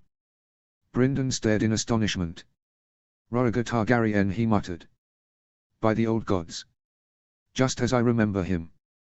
There was a combination of swagger, annoyance and curiosity about the way that the younger man strode up to the green man. Your men, he snapped, are insolent. I am the heir to the Iron Throne, but they actually told me that only I could enter this hall. My men and women are loyal to me. And your title means nothing here, Rhaegar Targaryen. The Isle of Faces is outside the realm. That was agreed a long time ago, by kings and princes now long dead. The prince stared at him for a long moment. They say that you can see the future. I have that curse on occasion. Curse. The future is never an easy thing to see. It can be like a broken window. Shards give a slightly different view, depending on your perspective. Sometimes it's clear. Sometimes it's only obvious the closer you get. And sometimes it's only when it's past that you can see it. This seemed to irritate the younger man. For some it is very clear indeed. There were dreamers in my family. And I have read of prophecy extensively. I know what I have seen. This in turn seemed to amuse the green man. You do you? I do, the prince said firmly. Then why are you here? Because I read that people had come here to consult with your predecessors. Adam Valerian. And others. They came seeking answers. You seem to think that you already have them. So why did you come, again? Rhaegar Targaryen folded his arms for a moment. Because I want to know if I am doing the right thing. Because I want to know that I am right, that only through me can the Song of Ice and Fire be sung. That only I can bind the realm closer together at the end of a war that I think is coming. The green man stared at him for a moment, before sighing. Nothing I can say will convince you. I can sense that. You are both right and wrong. Prophecy is difficult to interpret. It can be slippery. Nothing can be as it seems. You must be careful, and the Song of Ice and Fire, the prophecy of the prince that was promised, has been discussed by those who think they are wise for centuries. Longer than that. Everyone has a theory. My theory, said the prince in a low and terrible voice, is correct. It fits the facts. I know it. I feel it. Then you do not need to be here. Have fun at the tourney. Beware of laughing trees. By the way, I hear that your father is coming to it. The prince stiffened. What? No, he is at King's Landing. And how would you know? The green man said nothing in reply, just staring back at the prince, who flushed a little and then stirred irritably. Very well. I must go. Perhaps we will meet again. The green man looked straight at Brynden and Brian for a moment. Oh, we've met before today. And because of what you said, we'll meet again. It is inevitable now. Rhaegar Targaryen looked confused and then seemed to shrug before turning on his heel and walking off to the doors. As he left, the green man sighed deeply. So that is what they have been reduced to. Then he looked at them again. One window closes and another opens. Brynden opened his mouth to ask what he meant, but then the darkness fell again. He felt as if he was being pulled forwards for a moment, and then when he opened his eyes again, he was back in the great hall again. Once again the green man was sitting by the fire, staring at the flames with his hood up. There was a chair opposite him. Once again the doors opened, but the Rhaegar Targaryen who entered was different. He wore armor that gleamed with rubies. But his eyes did not gleam. They were sunken and he looked as if he had not slept properly in weeks. His hair was caught in a queue at the back of his head, but he looked somehow unkempt. The prince walked slowly to the fire and then sat in the other chair. You knew I was coming then, he said in a voice filled with tiredness and something else that Brynden couldn't put his finger on. As you said. I did. You march to war. I do. Cousin Robert marches south. I intend to meet him head on. Yes, you will meet him. You do not look well. The prince smoothed his hair unconsciously with a hand that shook a little. You were right, he said eventually. I did not see the truth after all. I just saw what I wanted to see. Everything has gone awry. The realm is broken into pieces. Because of me. Because of my pride. The green man stared intently at him. There's more than that, isn't there? The younger man stirred uneasily in his chair. I am ashamed of what I have done. I thought that it had to be done. But when she heard that her father and her brother were dead, killed by my madman of a father, she wanted to leave. I couldn't allow that. I had to force her. A short nasty silence followed. So you are now both a prince and a rapist. The heir to the Iron Throne stirred again in his chair, blood rushing to his face, and then he seemed to cringe internally, to twist. His hands came up to cover his face for a long moment. Yes, he whispered. I thought it had to be done. The dragon needs 3 heads. You were certain. I was. And now? Silence. Then, I do not know. Then you have at least learnt a little from this. Not enough, but a little. Rhaegar eventually seemed to drag his hands down and gaze at the green man. When will the nightmares end? When you are dead. He shuddered at that. I thought I would unite the realm from a terrible danger. Perspective is everything. I don't understand. Not yet. What do you plan to do next? Ride north. Fight Robert and his army of rebels. End this war. How? By killing Robert Baratheon. How will that end the war? The prince frowned. He is their leader. Without him. Don't be a fool, boy. He is their figurehead. Your father has murdered a Lord Paramount in a horrible manner. Every Lord Paramount has good reason to be nervous now. Do you think that killing Robert Baratheon will stop the Northmen from wanting vengeance for their slain lord and his murdered eldest son? Or stop the men of the Vale for fighting against the death sentence that your father has levied on Jon Arryn? Do you think that it will stop Ned Stark from seeking you out for taking his sister? Rhaegar Targaryen closed his eyes as if in pain and then covered them with one hand. No, he said tiredly. But this war must end. If you march north and you win, what will happen to your father? I have heard that he is as mad as Aerion Targaryen was, or even madder. He burns people alive, boy. And he enjoys it. Enjoys it so much that he rapes his wife, your mother, after each burning. The hand came down. My father. Your father is a lunatic, a murderer and a rapist. And in that last part the apple did not fall far from the tree, did it not? You cannot judge me, or my father. I have every right. The green man bellowed the words, and there was a slight susurration in the rafters as something seemed to stir. I was there when you were born. I knew your father well. The prince stared at the green man in shock. Who are you? He asked in a small voice. You cannot have been a green man all your life. The green man reached up and pulled down his hood. You would not remember me. I helped deliver you. I held you in my arms, and just before I gave you to your mother you opened your eyes and looked at me, and in that moment I knew that fate would not be kind to you. I placed you in your mother's arms, lit by the fires that claimed my friend the king and my namesake, his eldest son, and I knew that something terrible was coming. Rhaegar Targaryen stared at the old man, stared as if he did not believe the evidence of his own eyes. Then, he stopped, before rallying. Then you must be, no. No, that's impossible. You're dead. You died at Summerhall. The green man pulled his sleeve back and held up the arm with the terrible burn scars. I nearly did. I came here instead. I was once Sir Duncan of the Kingsguard, once called Sir Duncan the Tall. The prince stared and then he seemed to almost shrivel in the chair, his eyes going even deader, if such a thing was possible. You were said to have been the finest knight in the realm, he said eventually. I was just a knight. What would my great-grandfather have thought of me? The green man curled a lip. Very little, he said shortly. You have been, put simply, a fool. A cruel fool.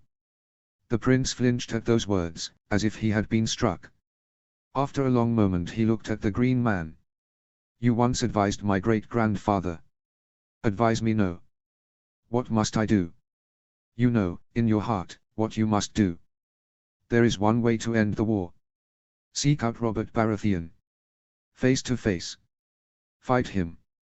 But he is taller and stronger than me.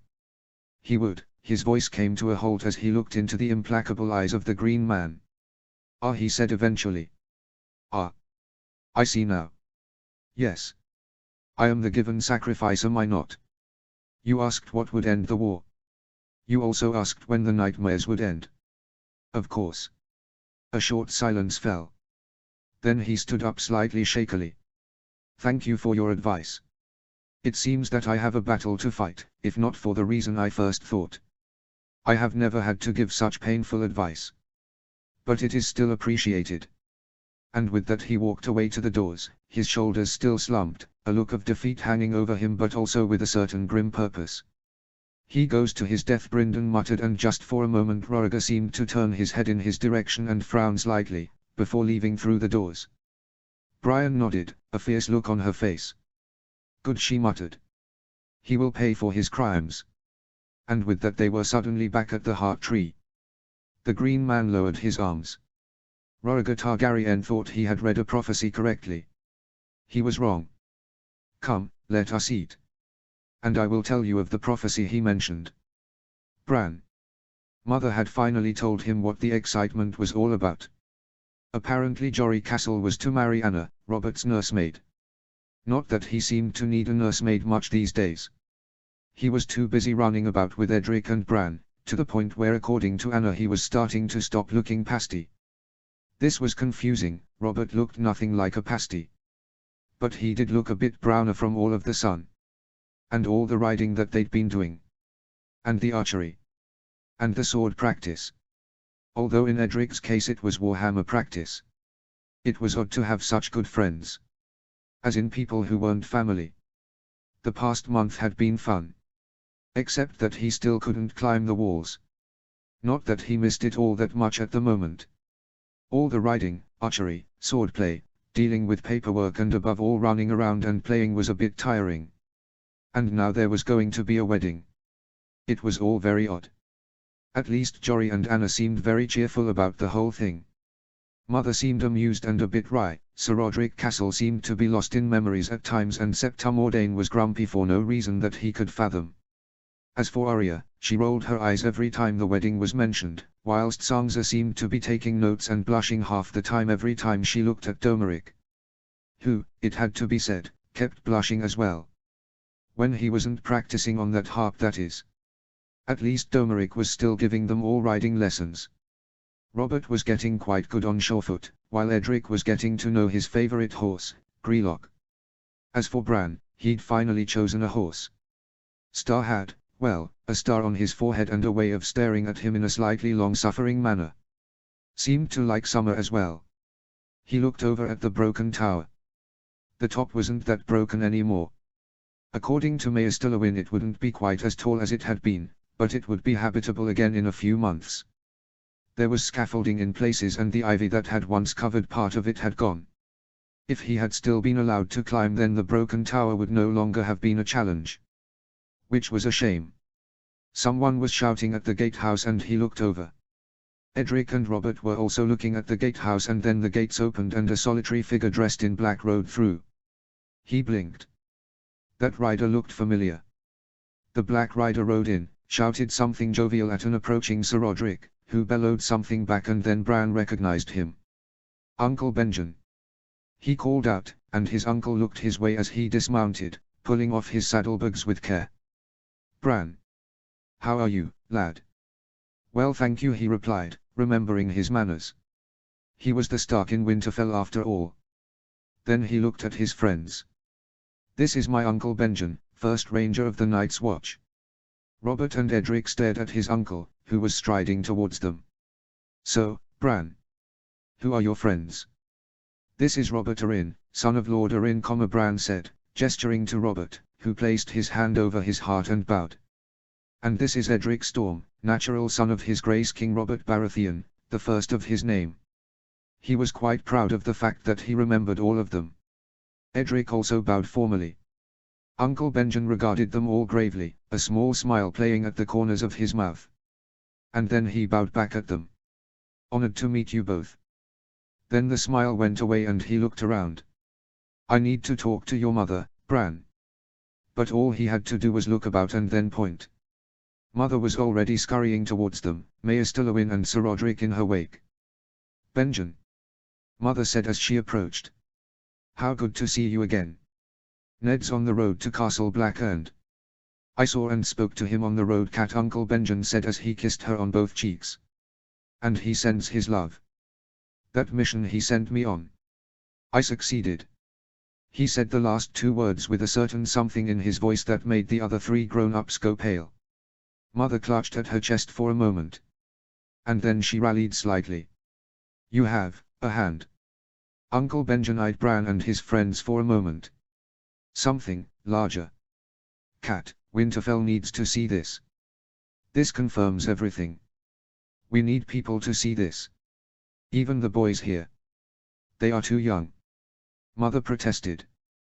Benjen, how can you suggest such a thing? Because winter is coming, his uncle replied in a low and terrible voice. Ned's right, it'll be a long winter. And we will be fighting back the others at the wall. And if the wall falls, then the next place to rally is Winterfell. A long winter means that these lads here will be men by the time it ends. They need to know what they'll be fighting. They need to know the threat. Benjen, they are children. Uncle Benjen just looked at Mother. They need to know, Cat.